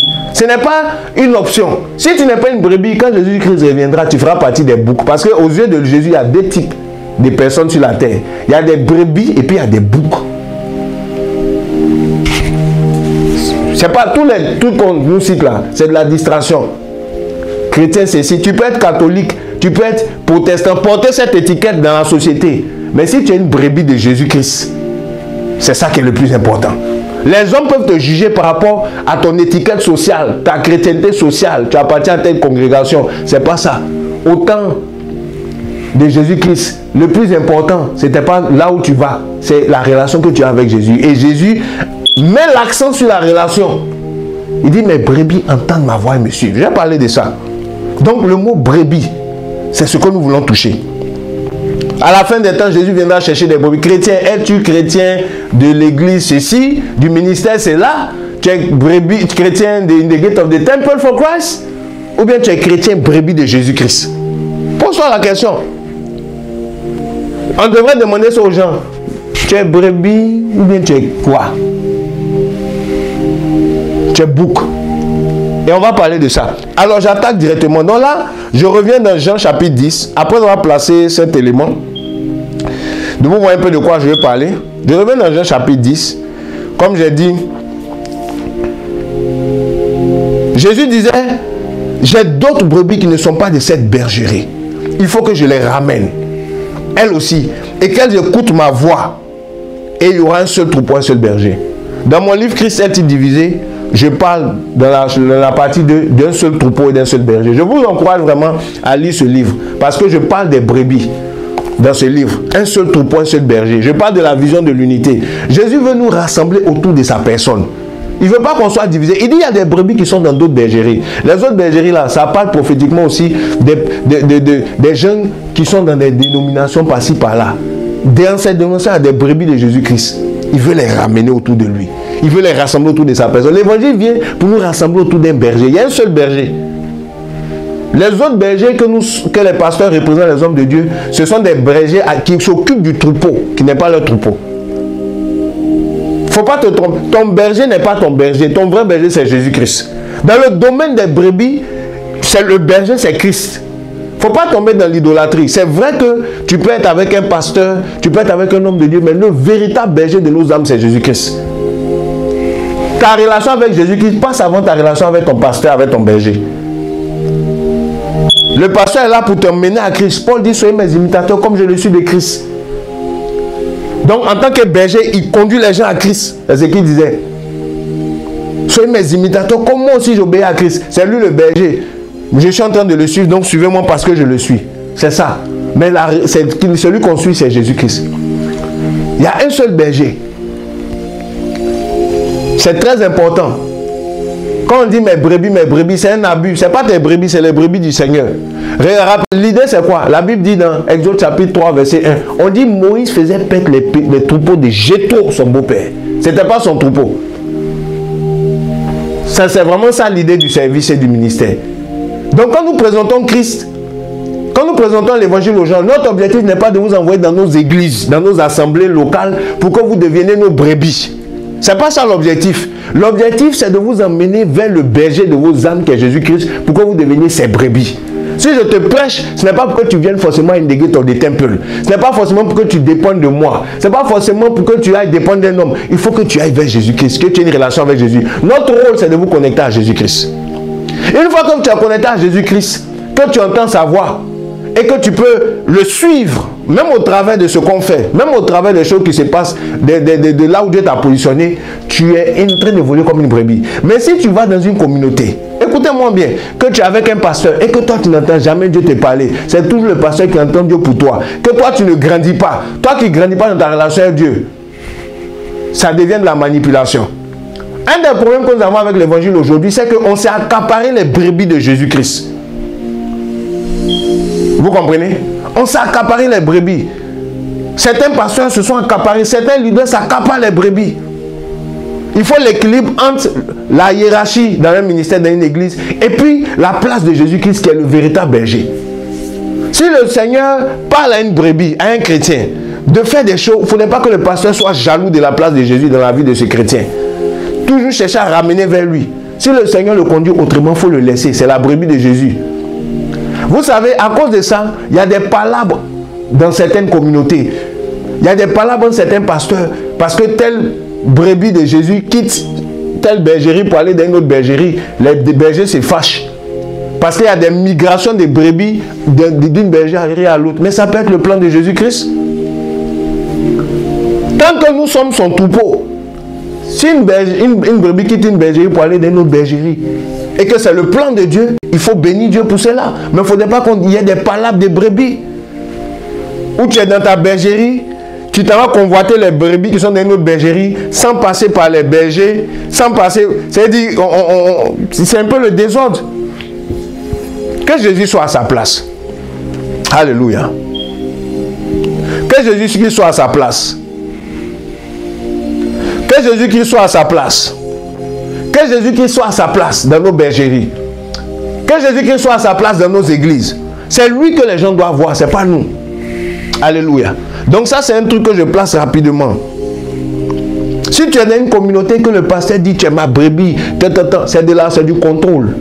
Amen. C'est les brebis, on est les brebis de Jésus. C'est vrai, il faut respecter nos bergers, nos leaders. Ce sont des bergers par dérogation. C'est-à-dire, comme Moïse, il faisait paître les troupeaux de Jéthro. Pas son troupeau. Lui-même, il devait rendre compte du troupeau à Jéthro. Et si quelqu'un devait prendre des décisions pour ce troupeau, c'était Jéthro. Que Jésus prenne des décisions dans nos vies. Amen. Donc, voici ce que la Bible nous dit donc. Il dit, au verset 26, il dit, mes brebis écoutent ma voix. Et moi je les connais. Et elles me suivent. Amen. Mes brebis écoutent ma voix. Ok? Vous voyez? Elles me connaissent et elles me suivent. Je vais parler un peu de ça. Donc quand on parle de brebis, la brebis parle de la relation. Vous savez, La première chose que l'évangile vient pour créer, l'évangile vient pour créer une relation entre nous et Dieu. Jésus a beaucoup insisté dessus. Tout ce qui est relationnel dans notre relation avec le Seigneur, ça commence d'abord par le côté brebis. Pourquoi? Nous avons plusieurs dimensions dans notre identité de peuple de Dieu. Mais la dimension du départ, la dimension qui nous permet de commencer une relation avec Dieu, c'est la dimension de la brebis. Pourquoi? Voici les caractéristiques de la brebis. Première chose, il dit que déjà il faut savoir qu'une brebis, pourquoi Jésus prend l'image de la brebis? L'image de la brebis est un animal docile. La brebis est un animal qui se laisse faire. La Bible dit que Jésus était comme une brebis qu'on amène à l'abattoir. Il s'est fait sans dire un mot. Il n'a pas ouvert la bouche. Dans Ésaïe 53. La brebis ne discute pas. La brebis est un animal docile. La brebis est un animal inoffensif. Un animal qui se laisse faire. C'est ce caractère que l'évangile vient produire en nous. Vous savez, avant que Jésus ne vienne, la Bible dit quoi? Nous étions perdus. Nous étions errants. Chacun suivait sa propre voie. Ok? Chacun suivait sa propre voie. Mais Jésus nous a ramenés. Ça c'est dans Ésaïe, si je ne me trompe pas. Donc chacun suivait sa propre voie. Chacun suivait son propre chemin. Mais Jésus nous a ramenés.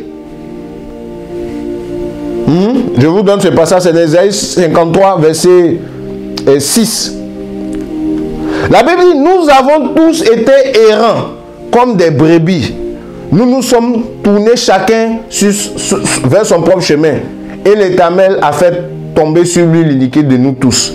Donc nous étions comme, n'est-ce pas, des brebis sans berger. Rappelez-vous, Jésus était souvent ému de compassion. Il regardait les gens comme des brebis sans berger. Des brebis qui n'ont pas de berger, il était ému parce qu'on était livrés à nous-mêmes. Une brebis qui n'a pas de berger, elle est perdue parce qu'elle ne sait pas s'orienter. Une des caractéristiques de la brebis, c'est que la brebis ne connaît pas son chemin. La brebis est docile, mais elle a besoin d'être guidée. C'est comme ça que Jésus nous appelle parce que le caractère de l'homme, c'est d'être une brebis de Dieu pour se faire guider. Aucun homme ne peut réussir sa vie s'il n'est pas guidé. Aucun homme ne peut vivre sa destinée s'il n'est pas guidé. Il a besoin d'un guide. Si ce n'est pas le Seigneur, ça sera autre chose. Voici pourquoi Satan s'est positionné comme le guide d'Adam et Ève. Il a réussi à les mettre sous son leadership. Et il les a entraînés dans ses voies de perdition. Pourquoi? Parce que l'homme a le caractère d'une brebis. Maintenant, quand c'est le Seigneur qui te conduit, tu es sa brebis. Quand ce n'est pas lui qui te conduit, tu deviens bouc pour lui. Tu deviens la brebis d'autre chose, du diable, mais tu deviens bouc pour Jésus. Parce que c'est en fonction de ta relation avec lui qui te qualifie de brebis ou de bouc. Donc, dans Ésaïe 53, on nous dit que nous étions tous errants comme des brebis. Une brebis peut errer. Errer, c'est-à-dire ne pas savoir où tu t'en vas. Tu n'entends aucune voix te parler. Tu ne sais pas quel chemin emprunter. Tu commences quelque chose aujourd'hui, tu laisses, tu vas faire quelque chose demain, sans repère dans la vie. L'évangile vient pour nous mettre dans une relation où on va être guidé. L'évangile ne vient pas seulement pour nous sauver. Si tu es sauvé, c'est bien. Mais qui est ton berger? Qui est ton guide? L'évangile vient pour faire de toi une brebis. Quelqu'un qui a désormais un repère, un chemin qu'il peut suivre. La Bible dit que nous étions errants.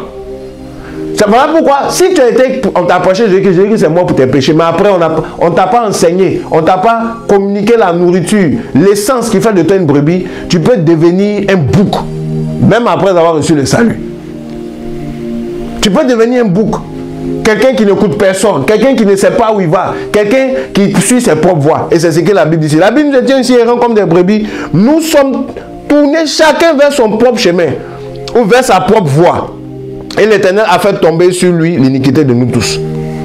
Ok? Chacun suivait sa propre voie. Chacun suit son propre chemin.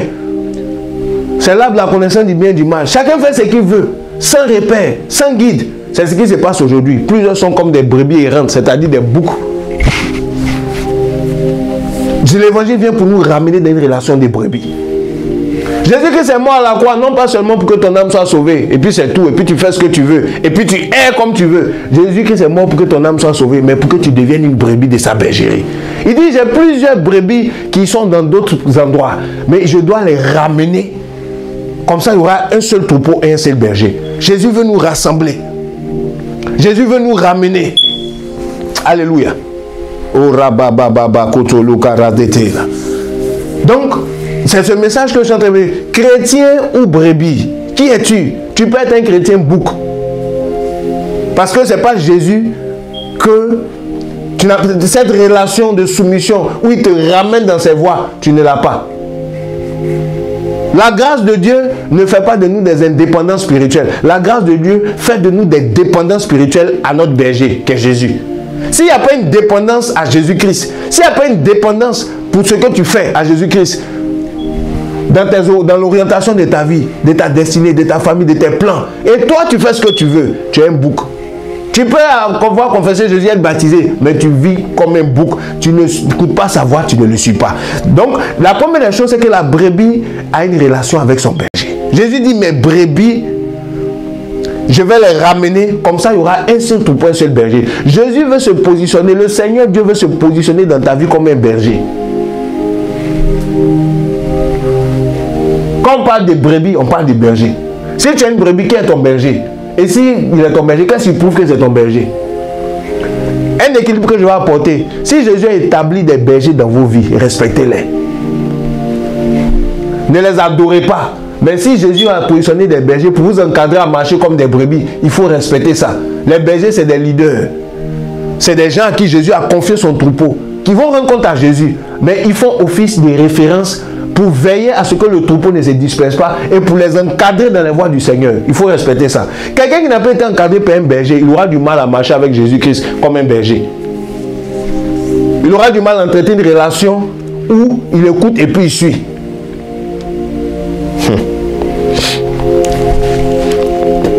Le problème des églises, c'est que beaucoup d'églises ne sont plus des bergeries. Le problème des chrétiens, c'est que plusieurs chrétiens ne sont plus des brebis.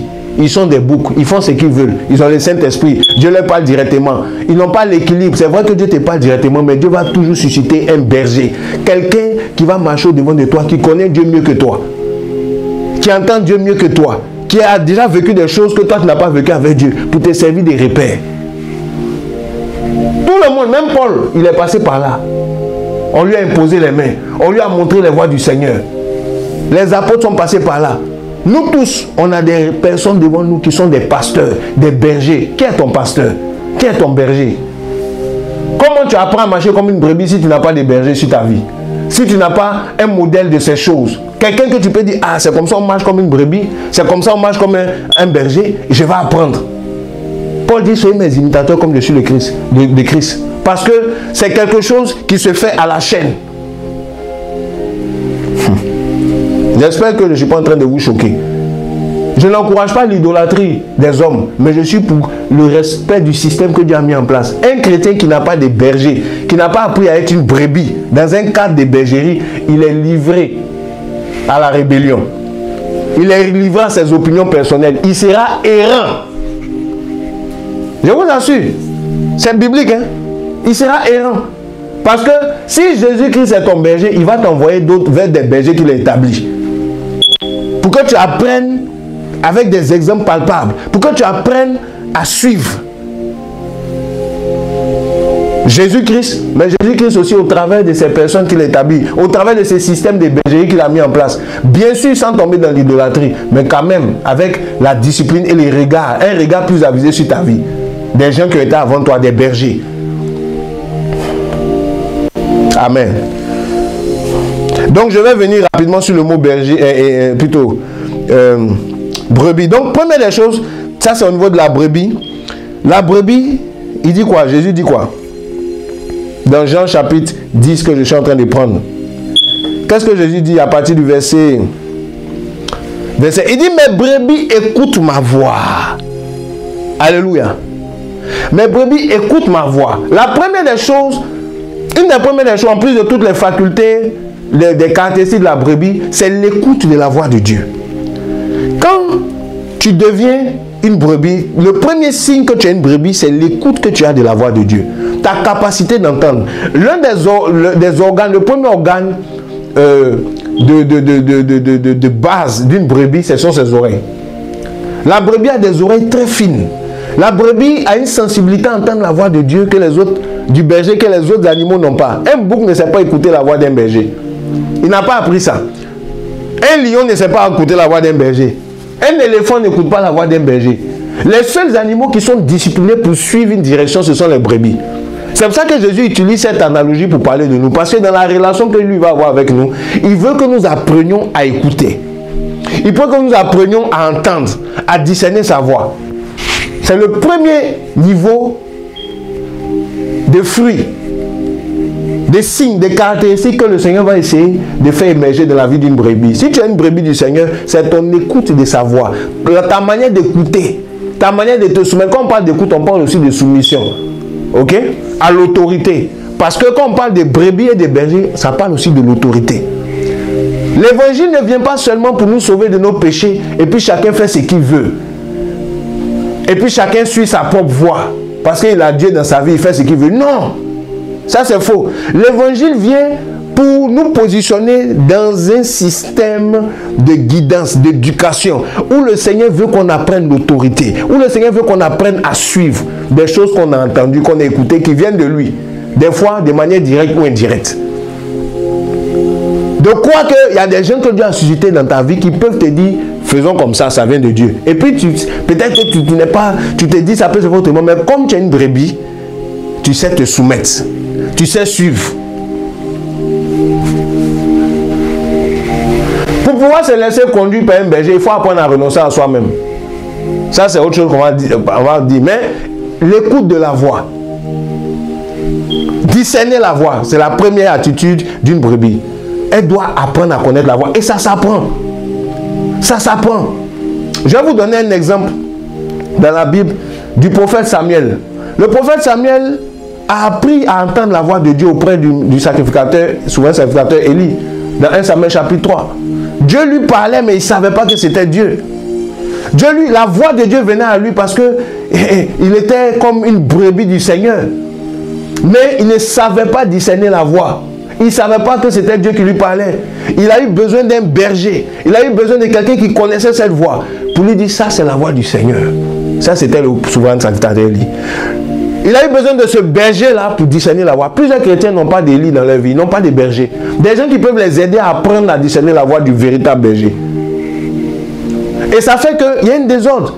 Les gens ne connaissent pas leur destinée, ils sont chrétiens depuis 15 ans. Ils ne savent pas qu'est-ce que Dieu leur dit. Ils font des songes qu'ils ne comprennent pas. Ils ont des visions qu'ils ne comprennent pas. Mais ils ne savent pas aller vers les Élie, vers les bergers que Dieu a suscités dans leur vie pour leur parler. Ils mettent beaucoup de considérations devant. Ah non, je ne veux pas qu'on sache ma vie. Ah non, je ne veux pas que si je lui dis, est-ce que c'est bien? Non, je vais parler à moi-même, je vais parler à Dieu. Je vais vous dire quelque chose. Dans le domaine de la brebis, dans le domaine de la bergerie, les choses s'apprennent. On apprend à écouter la voix de Dieu. Il dit, mes brebis connaissent ma voix. Elles connaissent pourquoi? Parce qu'elles ont appris. Elles connaissent pourquoi? Parce qu'elles ont été formées. Elles connaissent pourquoi? Parce qu'elles ont appris à être sensibles à cette voix. Mais au travers de beaucoup de choses. Au travers des situations, mais au travers aussi des gens qui ont été avant eux. Et ce qui est particulier dans un troupeau, vous savez, le berger marche devant. Ça, c'est l'image que Dieu me donne. Le berger marche devant. Toutes les brebis ne marchent pas derrière lui au même niveau. Il y a des brebis il y a les premières brebis qui sont juste derrière le berger. Et puis les autres brebis sont derrière les autres brebis. Et puis, au bout du 6e, 7e rang ou 8e rangée, les brebis qui sont là ne voient pas le berger. Mais elles voient le mouvement de celles qui sont devant elles et elles suivent ce mouvement.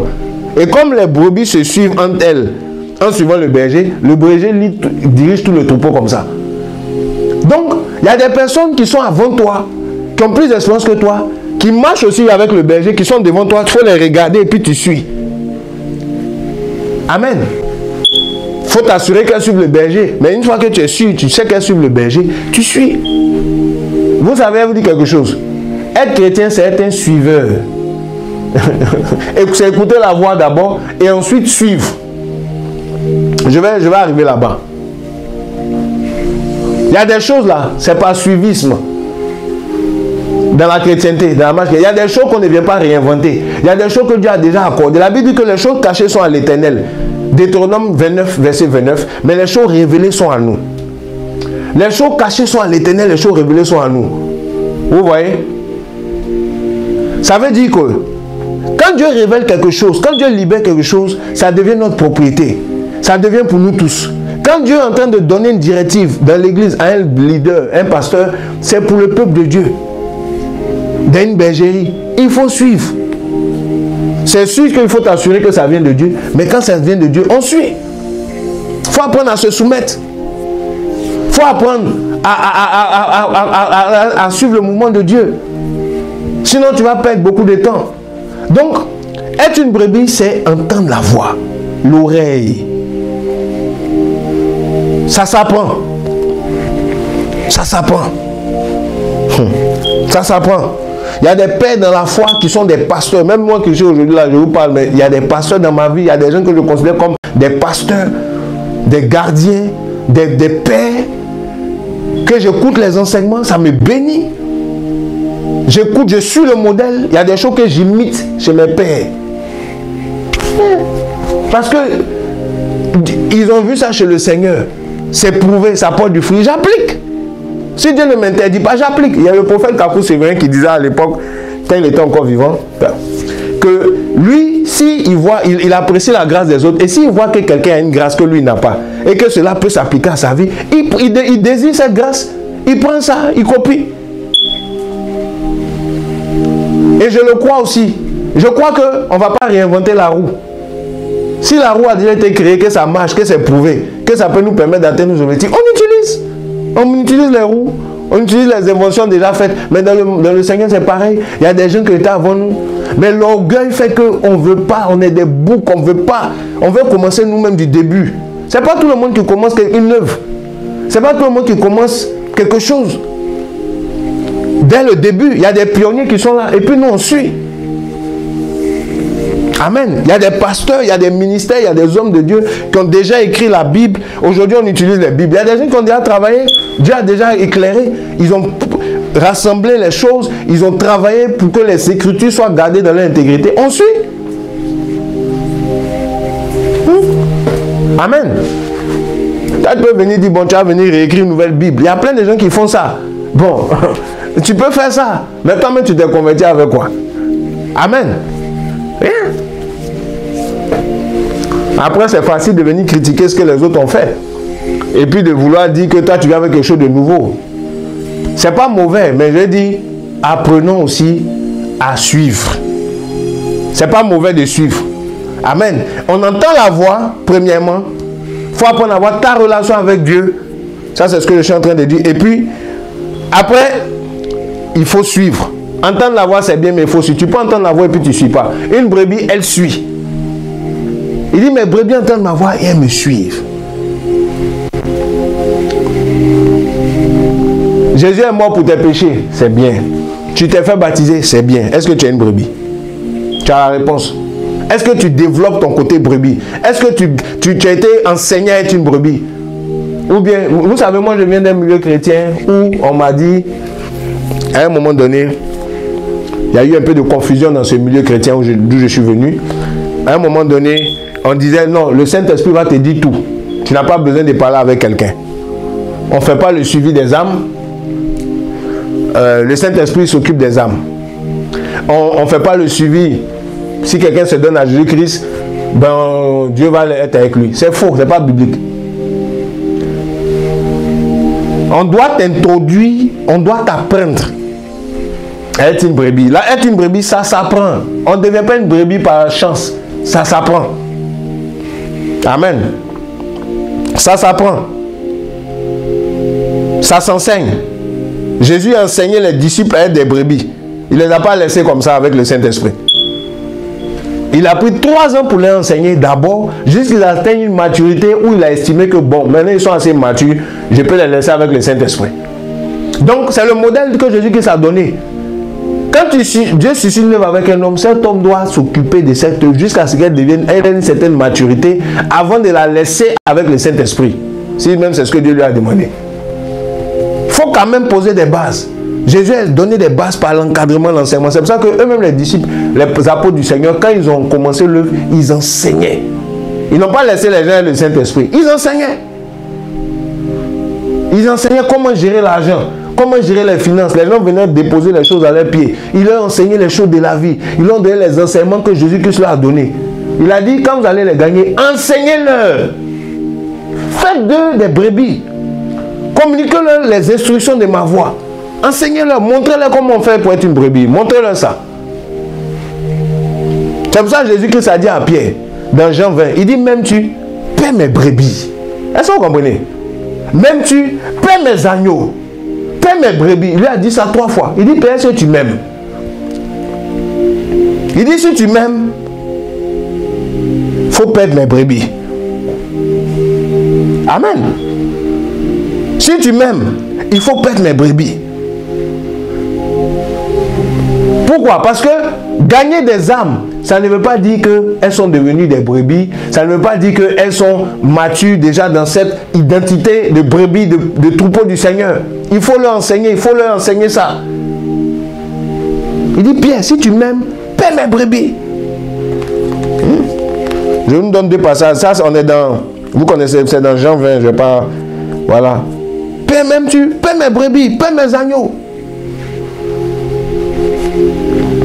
Il n'a pas dit je vais les pète. Il dit toi il faut les pète. Donc il y a des pierres, il y a des bergers qui sont établis pour pète les brebis de Dieu. Pour leur enseigner ce caractère. Apprendre à écouter la voix de Dieu. Un berger va vouloir que tu apprennes à entendre la voix de Jésus. Il va te mettre sur le chemin. T'aider à interpréter tes songes. T'aider à interpréter les choses que tu entends. Comme Élie l'a fait avec Samuel. Dommage à ceux qui n'ont pas de berger dans leur vie chrétienne. Ils auront du mal à être des brebis. Malheur, dommage pour eux. Parce que dans le système de Dieu, un berger est établi sur les brebis. Même s'il va rendre compte à Dieu, mais Dieu établit un berger. Dieu ne laisse pas les gens sans berger. Tu fais l'analyse de ta marche chrétienne. Quel était les bergers dans ta vie? Si tu n'en as pas eu, je ne dis pas qu'il faut aller idolâtrer les gens, prie Dieu. Mais Dieu va susciter quelqu'un forcément dans ta vie pour te montrer le chemin, pour te montrer les directives. C'est des bergers. Il faut respecter ça. Il ne faut pas idolâtrer ça, mais il faut honorer ça. Il faut respecter ça. Le berger n'est pas parfait. Élie n'était pas parfait. Il était même disqualifié. Mais Samuel savait respecter, honorer, pour recevoir de ce berger ce que Dieu a mis en lui. Parce qu'aujourd'hui, beaucoup disent oui, mais les pasteurs sont méchants. Les pasteurs peuvent ne pas être bien. Mais si Dieu les a positionnés comme des bergers, ils ont des choses de Dieu qui peuvent vous communiquer. Un pasteur peut avoir des défauts, mais si son appel est authentique, fais attention. Parce qu'il vient de Dieu. À moins que vraiment Dieu te demande de te séparer, respecte le berger que Dieu a mis dans ta vie. Honore les bergers que Dieu a mis dans ta vie. Écoute la voix de Dieu au travers de sa vie. Ne reproduis pas ses erreurs. Mais si Dieu a mis des choses qui viennent de lui dans sa vie, il faut suivre. Imite-le comme il imite Christ. Alléluia. Donc, j'étais en train de parler de...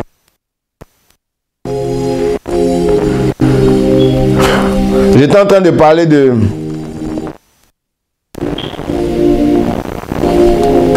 plusieurs choses. Et Jésus disait à Pierre, paie mes brebis, paie mes agneaux. Bon, je ne vais pas revenir là-bas, il y a beaucoup de passages. Et je vais donner un autre passage dans Jean 20, si je ne me trompe pas. Je paie mes brebis. On va prendre 1 Pierre chapitre 5 justement. 1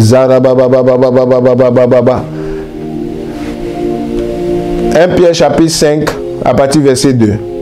Regardez ce qui se passe ici. La Bible dit, je donne plusieurs passages. Il dit, paissez le troupeau de Dieu. Il parle aux anciens. Il dit, j'exhorte les anciens qui sont parmi vous, moi aussi ancien avec eux, témoin des souffrances de Christ, verset 1, qui est aussi part à la gloire qui va être révélée. Donc 1 Pierre 5, verset 1 à 2. Verset 2, il dit, paissez le troupeau de Dieu, qui est avec vous, les surveillants, non point par contrainte, mais volontairement. Ok? Il y a un cœur avec lequel on est berger. Non pas pour un gain honteux, mais de bon gré, c'est-à-dire pas pour les exploiter financièrement. Pas pour un gain honteux, non. Mais ou comme dominant sur des héritages, mais en étant des modèles du troupeau. Amen. en étant des modèles du troupeau. Donc, les bergers doivent être des modèles. Un berger, c'est un modèle. Et du coup, les troupeaux ont besoin, les brebis ont besoin d'un modèle. Une brebis a besoin d'un modèle pour pouvoir avancer. Quand on dit les brebis entendent ma voix, monsieur, là, c'est dit des modèles. Alléluia. Des modèles. Qui est ton modèle? Si tu as une brebis doit avoir un modèle. On dit soyez des modèles du troupeau. Ça veut dire que toute brebis a besoin d'un modèle physique, pas abstrait, physique. Soyez des modèles. Ça veut dire qu'il y a des gens qui doivent être des modèles du ministère, du modèle de l'église, des modèles dans la vie chrétienne. Une brebis doit avoir un modèle qu'elle a identifié, qu'elle peut suivre, avec qui elle a une relation, avec qui qu'elle peut imiter. Si tu n'as personne que tu peux imiter, tu es un bouc. Je vais te dire ça, chrétien, clairement. Hein. Et arrêtez de citer chaque fois des morts pour dire que c'est eux, Dieu était avec tel prophète, Dieu était avec tel homme de Dieu. Et dans le présent, il n'y a personne. C'est que tu es très orgueilleux. Tu ne peux pas t'identifier à quelqu'un pour dire voici mon modèle dans le ministère. Voici mon modèle dans la marche chrétienne. C'est un berger pour moi. C'est un modèle pour moi. Des chrétiens qui ne sont pas capables de faire ça, c'est des boucs. C'est des gens qui sont orgueilleux. Et c'est vraiment des gens qui ont le comportement des brebis. Ils n'apprendront rien et ils n'iront nulle part. Je vous dis la vérité. C'est les bergers que Dieu a suscité, des modèles dans ta vie. Il peut être proche de toi. Il peut être à distance, mais c'est quelqu'un que tu vois de loin. Et forcément, même si tu as ce cœur de berger, Dieu va mettre quelqu'un proche de toi pour être un berger, un modèle pour toi, que tu vas suivre. Et moi, je donne souvent les témoignages. Moi, j'ai connu deux grandes phases dans ma vie. Il y a eu la phase où j'ai été dans un ministère, j'ai regardé un homme de Dieu que Dieu avait suscité dans ma vie pour créer une révolution dans ma marche chrétienne. Une révolution après ma conversion. Une révolution dans ma manière de marcher dans la crainte de Dieu, la sainteté de Dieu. Ouf, non, j'ai été bouleversé par la vie de cet homme-là. C'est un modèle, c'est un père, c'est mon père. Dans les débuts de ma marche chrétienne, pendant les premières années, jusqu'à ce que même quand j'avais commencé à servir Dieu, je le suivais de loin, mais après je l'ai connu, je servais Dieu déjà. Voilà, je l'ai connu après, il a été un modèle pour moi. Des fois, quand il prêchait, le Seigneur me dit, regarde, observe-le. Tu vois ce qu'il fait là? Imite ça. Tu vois ce qu'il fait comme ça? Imite ça. Il n'était pas parfait, mais en tout cas, j'ai reçu beaucoup de choses de sa vie. Et je bénis Dieu pour sa vie. Cet apôtre-là. J'ai appris ça. Si je crains Dieu, si je suis très radical, c'est à cause de lui. J'ai vu ça chez lui. J'ai appris ça chez lui. Mais après, Dieu a voulu me communiquer d'autres équilibres. C'était pendant un temps, une saison. Il a joué un rôle. C'était vraiment un berger pour moi. Quand je devais prendre des décisions de ma vie, je l'appelais. Pour prendre des conseils. Pour avoir son avis. Et il me disait, fais ci, fais ça, ne fais pas ci. C'est important. Dieu parle par la voix d'un homme aussi. Et ça m'aidait. Je voyais des choses pratiques. Et puis au bout d'un moment de ma vie, je devais passer une autre saison. Dieu a permis que nos chemins ne soient plus les mêmes, que je prenne une autre direction lui aussi. Et je bénis Dieu pour sa vie. Et Dieu m'a introduit dans une autre classe. Et là, j'ai été impacté. Et je parle souvent de lui dans mes prédications, le pasteur Marcelo Tounassi. J'ai été impacté par la vie de cet homme-là. Par l'équilibre de son ministère. L'équilibre, il y a des choses, je n'étais pas très équilibré. Il y avait un manque d'équilibre dans beaucoup de choses que je disais, que je faisais. J'ai été renouvelé, j'ai été équilibré. En le côtoyant, mais en observant aussi son ministère. Et il est devenu comme un mentor, un modèle, un père. Et je le dis. Amen. Et souvent je l'appelle, je le contacte. Ah, pasteur, c'est mon pasteur. J'ai telle situation. Pasteur, qu'est-ce que vous pensez? Il me donne des conseils. Très sage, très avisé. C'est important. Peu importe ta connaissance au niveau de quoi que ce soit. Si tu n'es pas capable de reconnaître aussi que tu es une brebis et que tu peux aussi écouter la voix d'un berger, tu as un problème de soumission.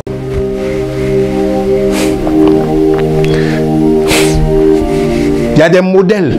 Ceux qui disent qu'il n'y a plus de modèles dans la marche chrétienne, dans l'église, c'est des orgueilleux. C'est des boucs. La Bible dit, étant les modèles du troupeau, ça veut dire tout troupeau, toute brebis doit avoir un modèle. Tu peux être pasteur, il y a un pasteur qui sera au-dessus de toi. Tu peux être homme de Dieu, il y a un homme de Dieu qui sera avant toi. Ah, oui. Moïse, peut-être, le troupeau, il connaissait les choses. Quand Jétro est venu, c'est Jétro qui donnait des conseils à Moïse. Tu es en train de mal faire, tu vas fatiguer le peuple. Il faut des gens comme ça. Il y a des gens qui étaient avant toi dans l'œuvre de Dieu. Ça va passer 3 personnes te suivent que tu es arrivé. Ça va passer 10 personnes te suivent que tu es arrivé. Ça va passer tu voyages un peu que tu es arrivé. Non. On doit être des brebis. Moi, je suis une brebis de Jésus. Il y a des bergers que Dieu a mis devant moi. Je les regarde aussi. C'est important. Ça te garde dans l'humilité. Mais malheur et trouble pour certains qui ne regardent personne. Eux, c'est leur relation avec Dieu, c'est direct. Même Paul a vu Jésus-Christ en lumière comme ça, parler avec lui. Il dit, mais Seigneur, que tout ça. Dieu dit non, va vers un berger, il va te dire ce que tu dois faire. Quand c'est sur le chemin de Damas, il voulait dire, moi j'ai des visions. J'ai dit non, va, viens, ils vont t'imposer la main, ils vont te montrer comment on fait. Une brebis doit apprendre à écouter, à être soumise. Alléluia. Donc aujourd'hui, je parle des chrétiens ou brebis. Le dernier point que je touche et j'ai fini.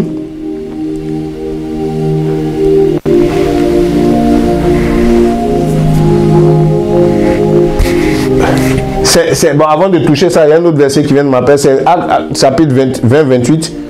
La Bible dit aux anciens ou aux pasteurs, anciens ou pasteurs, c'est la même chose ici. Acte 20, verset 28. Voici ce que Paul dit aux anciens. Il dit, prenez donc garde à vous-même, aux anciens, et à tout le troupeau. Il parle aux pasteurs là. Prenez garde à vous-même et au troupeau, au milieu duquel le Saint-Esprit vous a établi évêque ou surveillant pour paître l'église de Dieu, laquelle il s'est acquise par son propre sang. Il dit, prenez garde à vous-même. Donc le message que je suis en train de donner, ce n'est pas pour que les pasteurs écrasent les brebis. Ce n'est pas pour que les chrétiens deviennent idolâtres des pasteurs. Mais c'est pour amener de l'ordre. Tu as été sauvé. Mais quand tu es sauvé, après maintenant, tu dois apprendre à être une brebis. Pour apprendre à discerner la voix de Dieu. Ça c'est un. Pour apprendre à écouter la voix de Dieu au travers d'un homme, au travers d'un leader, au travers des bergers, que Dieu a établi sur toi pour être ton modèle. C'est biblique. Sans l'idolâtrer, mais il faut apprendre à suivre un modèle de quelqu'un qui est là. Ce que Dieu te dit là, il y a l'exemple palpable qui est là. Ça existe. Ce que Dieu veut faire avec toi, il y a toujours quelqu'un avec qui Dieu a déjà fait ça. Et quand vous écoutez les grands hommes de Dieu ou des modèles, ils ont eux-mêmes été sous des modèles. Ils ont eux-mêmes été, on peut tracer leur lignée, mais malheur à ceux qu'on ne peut pas tracer leur lignée.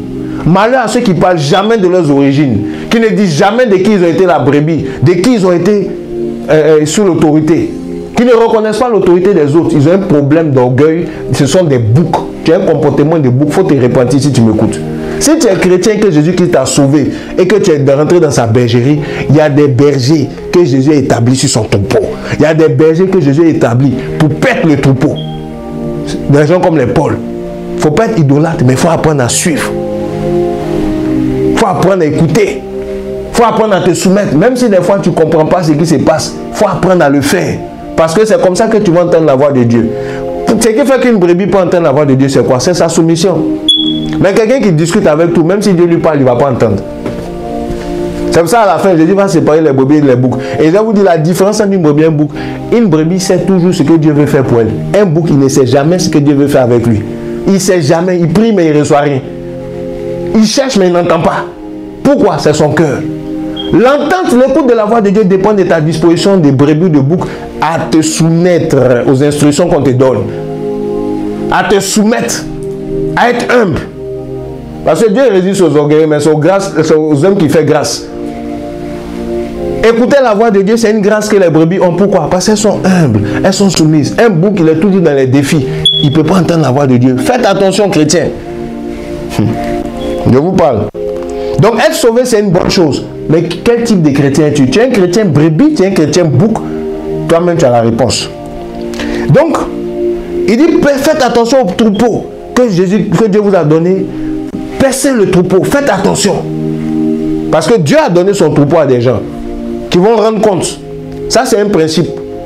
Alléluia. Voilà. Et je termine maintenant donc.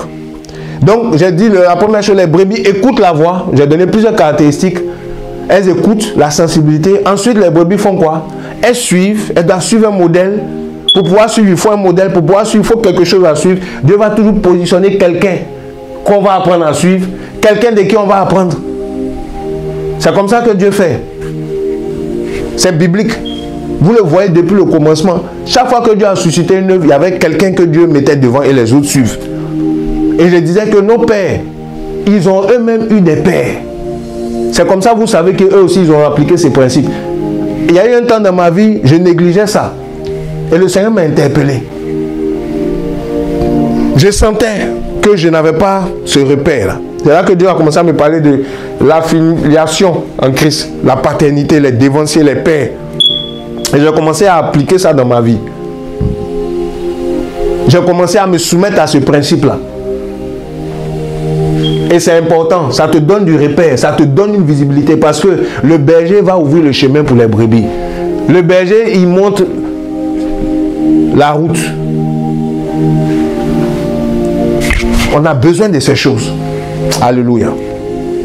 C'est l'Éternel qui est le vrai berger, mais il va susciter des bergers à qui il va déléguer des tâches. C'est ce qu'on a vu ici. Il dit, vous êtes des bergers sur lesquels, personne le troupeau sur lequel Dieu vous a établi. Parce que Dieu établit des gens sur d'autres gens. Tout le monde n'est pas au même niveau. Dieu établit des gens sur d'autres gens. Si Dieu a établi quelqu'un sur ta vie, sa parole et ta parole n'ont pas le même poids. Ses actions et tes onctions n'ont pas la même portée.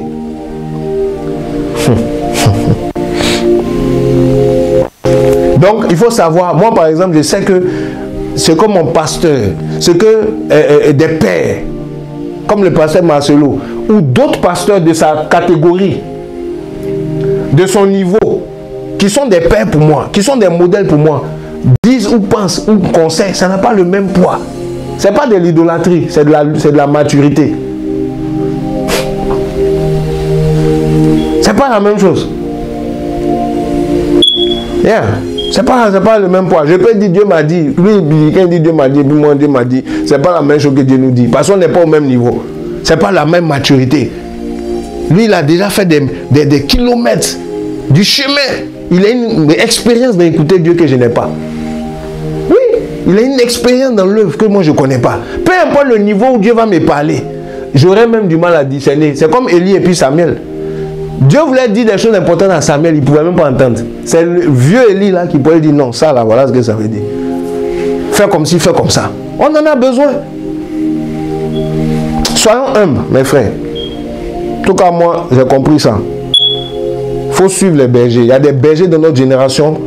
Ils sont là, on les voit, ils portent du fruit, c'est des modèles. Vous voyez leur vie, vous demandez, mais qu'est-ce qui se passe? Tu es édifié. Parce qu'il faut être un modèle. Dans la notion des bergers, des brebis, il y a la notion de modèle.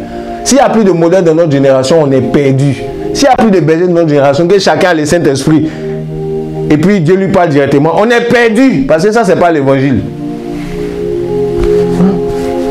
Dans la dimension de l'évangile, il y a la notion des bergers et des brebis. Ce n'est pas tes brebis, c'est les brebis du Seigneur, mais Dieu te les a confiées.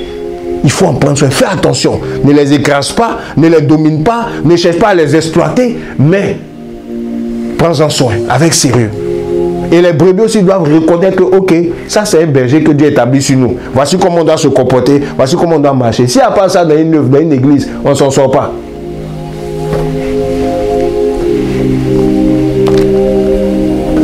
Alléluia. Bon, j'avance. Et le dernier point, toujours dans Jean chapitre 10, je vais m'arrêter par là. Il y a beaucoup de choses à dire, mais aujourd'hui je parle de chrétiens brebis ou chrétiens bouc. Je parle de chrétiens brebis bien chrétiens catholiques, chrétiens brebis bien chrétiens évangéliques, chrétiens brebis bien chrétiens protestants, chrétiens brebis bien chrétiens pentecôtistes. Voilà. Jésus lui connaît les brebis. Il viendra chercher des brebis, il va mettre à part les boucs et les brebis. Votre nom chrétien que vous avez pris pour remplacer notre vraie identité, faites attention à ce mot chrétien. Faites attention à ce mot chrétien. Que ce mot chrétien ne vous perde pas. Que ce mot chrétien qui est devenu un truc social, politique, stratégique, traditionnel, ethnique, que ce mot chrétien ne vous perde pas de l'évangile de Jésus-Christ. Jésus-Christ n'est pas venu pour nous prêcher pour qu'on devienne des chrétiens. C'est pour qu'on devienne des brebis. Le mot chrétien a été emprunté. Mais est-ce que le mot brebis soit remis à sa place? Tu dois être une brebis de Dieu. Une brebis du Seigneur. On est dans Jean 10 que je vais lire. La Bible, il dit quoi? Il dit, au verset 27, mes brebis écoutent ma voix. Il dit, et je les connais. J'ai parlé de suivre déjà. Le troisième point, c'est je les connais. Mes brebis me connaissent. Moi aussi, je les connais. Vous voyez un peu? Les brebis me connaissent. Il dit, je les connais. Donc, il y a une relation de connaissance. Amen. Il y a une relation de connaissance. Il y a une relation d'intimité. Une brebis connaît son berger. Et le berger aussi fait quoi? Il connaît ses brebis. Alléluia. Vous voyez?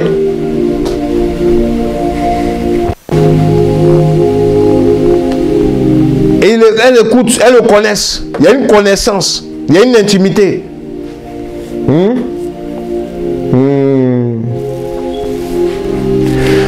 Jésus dit quoi? Il est venu dans ce même passage au verset 10. Il dit, le voleur ne vient que pour voler, tuer et détruire. Moi, je suis venu que mes brebis aient la vie et qu'elle est en abondance. Je suis le bon berger. Le bon berger donne sa vie pour ses brebis.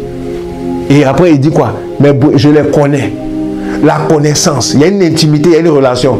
Comment tu sais que tu as une brebis? Comment on sait qu'une brebis est brebis? C'est qu'elle connaît le Seigneur la connaît. Il y a une relation, il connaît chaque brebis par son nom. Il les appelle par leur nom. Vous voyez un peu?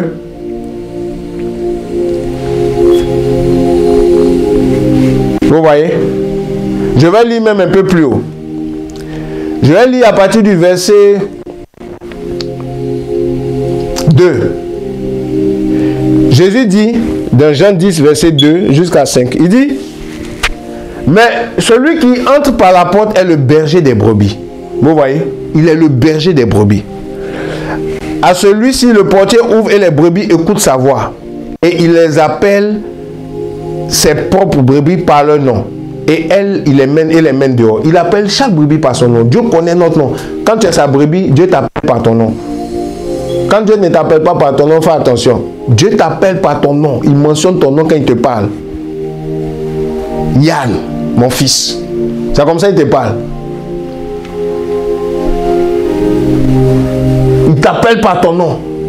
Parce qu'il te connaît. Il dit, il l'appelle par leur nom. C'est des caractéristiques. Mais quand tu entends des voix qui ne t'appellent pas par ton nom, il y a un problème. Quand Dieu a voulu appeler Moïse, il dit Moïse, Moïse. Est-ce que vous comprenez ce que je dis?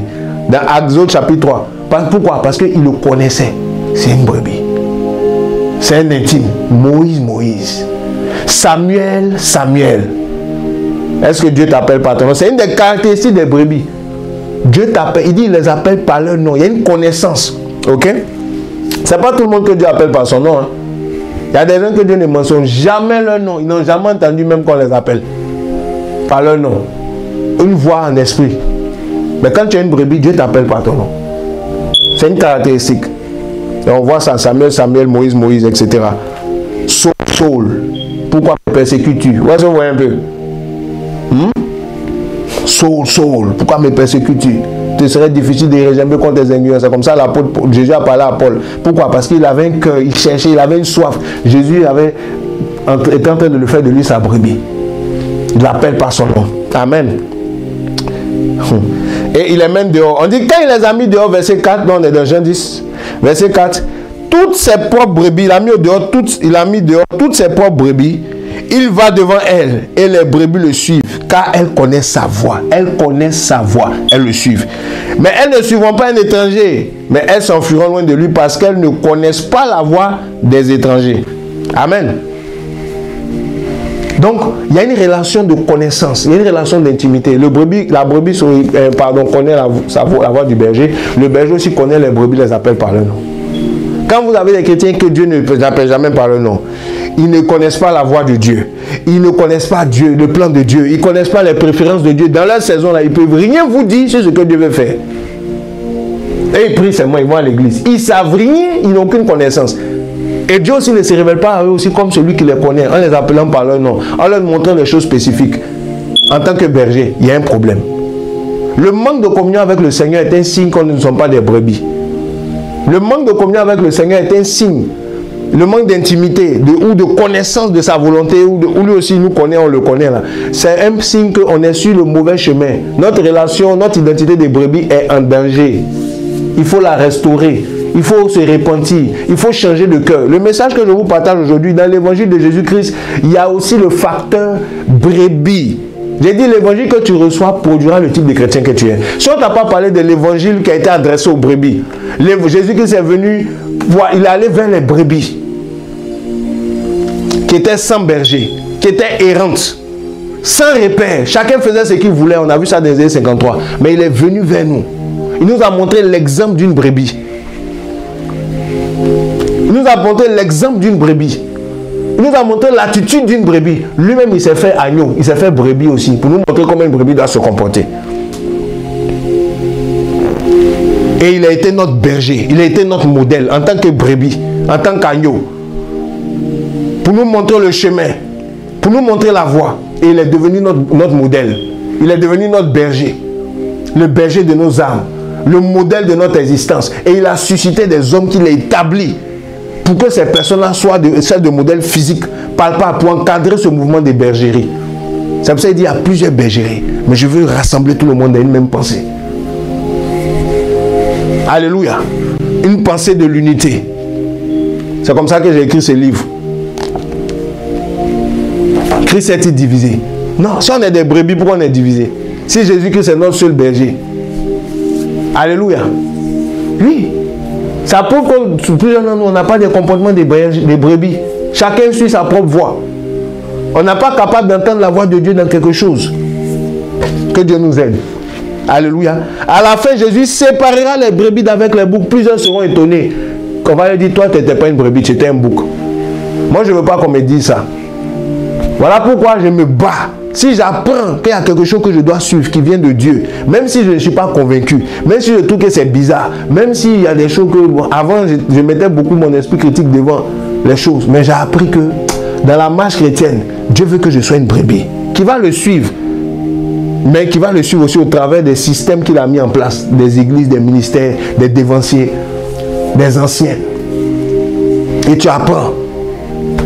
Parce que tu n'es pas la première brebis. Il y a des brebis qui ont été avant toi, qui sont devenus même des modèles, des bergers. Brebis du Seigneur, mais berger pour d'autres personnes. C'est ce qui se passe. À force de suivre les bergers, la première brebis devient comme un berger pour les autres brebis. Elles suivent la première brebis. La première brebis est devenue un berger. C'est pour ça que Paul dit, imitez-moi comme moi j'imite Christ. Il ne dit pas imiter Christ directement parce qu'il y a des choses de Christ que vous pouvez ne pas voir. Mais moi j'ai déjà ça. Suivez-moi. Et vous suivez Christ de cette manière. Parce que c'est lui que j'imite. Alléluia. Ce message, c'est un message à la repentance. Ce message, c'est un message pour dire tu as été sauvé. Ou peut-être tu ne connaissais pas ces choses. Je te dis, quand tu donnes ta vie à Jésus-Christ, il meurt pour tes péchés. Pour te sauver du péché. Pour te sauver de la perdition. Pour te sauver de la vie du monde. Mais, il vient aussi pour faire de toi une brebis. Il veut faire de toi une brebis. Parce que si tu n'es pas une brebis, tu ne peux pas le connaître bien. Si tu n'es pas une brebis, tu ne peux pas développer une relation avec lui en l'écoutant. Si tu n'es pas une brebis, tu ne peux pas aussi le suivre véritablement. Pour marcher dans ses sentiers. Pour qu'il te conduise dans des bergers, dans des pâturages. Pour qu'il te conduise là où il faut. La Bible dit, l'Éternel est mon berger, Psaume 23, je ne manquerai de rien.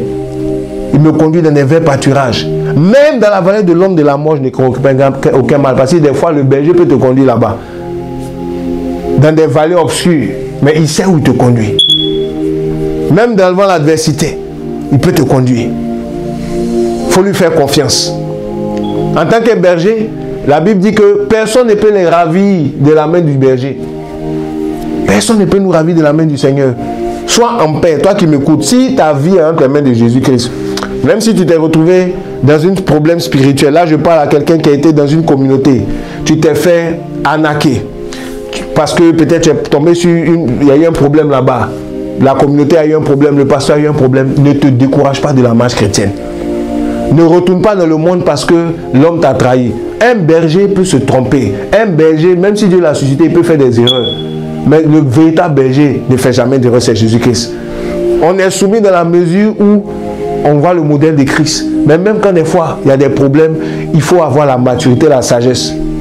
Amen. Donc, même si tu es passé par une difficulté, tu m'écoutes, le berger est en train de t'appeler là, lui, reviens au Seigneur. Brebis, reviens du Seigneur. Rappelle-toi ces temps où tu écoutais la voix de Dieu, où en Dieu et toi, c'était vraiment le big love.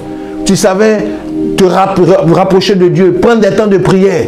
Tu savais t'éloigner du mal. Mais au bout d'un moment, à cause des déceptions, des blessures, tu es devenu un bouc. Tu n'écoutes plus personne. Tu te méfies de tout le monde. Tu es fermé au pasteur. Tu es fermé à l'œuvre de Dieu. Tu te méfies des églises. Tu te méfies. Dès qu'on dit quelque chose que tu ne comprends pas, tu es sur tes gardes. Fais attention. Ton cœur est affecté. Un cœur blessé peut facilement devenir un cœur de bouc. Un cœur blessé. Fais attention. Tu m'écoutes ce soir.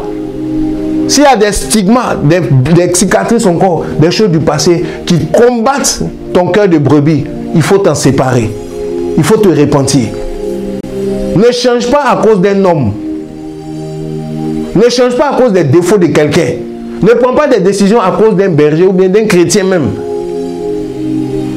Il faut suivre la voie du Seigneur. Qu'est-ce que Dieu te dit? Quel chemin Dieu te montre? Même des fois, en tant que berger, comme je donnais le passage dans Psaume 23, Dieu peut te conduire dans la vallée de l'homme de la mort. Il dit, mais même dans cette vallée, je ne crois aucun mal car tu es avec moi. Ta houlette et ton bâton me rassurent. Quand tu travailles des difficultés, en tant que brebis, cherche la houlette de Dieu. Cherche son bâton. Le berger a des instruments pour encadrer ses brebis. Il a une houlette, un bâton. Des fois, il te caresse dans le sang du poil avec sa houlette pour te rassurer. Des fois, il frappe avec son bâton pour te discipliner. Ce sont les instruments d'un berger. Et Jésus-Christ a ses instruments. Et tout berger doit avoir ses instruments. Un berger, des fois, il t'encourage, des fois, il tape. Parce qu'il a une houlette pour rassembler, pour rapprocher, pour caresser, pour encourager, pour soutenir, pour fortifier. Des fois, il a un bâton pour discipliner. Pour discipliner, pour emmener de l'ordre. Alléluia. Marakate libruskatala. Oh Rabbisola. Donc tu peux te sentir indexé parce que je dis c'est normal. La parole de Dieu, elle vient pour nous ramener dans le chemin. Si tu es en train de sortir de la bergerie, de ta bergerie, si tu es en train de sortir de la vision de Dieu par rapport à la brebis qu'il veut faire de toi, répands-toi. Ne laisse personne te sortir de la bergerie. Ne laisse personne te faire de toi un bouc. Parce que tu es blessé, parce que tu as eu un problème avec quelqu'un, parce qu'on a abusé de toi dans une église, ou bien même dans ta famille, ou bien quoi que ce soit, des gens, tu as eu un problème de personne. Ne laisse pas quelqu'un te sortir de ton identité de brebis. Apprends à être une brebis. Apprends à suivre le maître, peu importe ce qui se passe. Amen.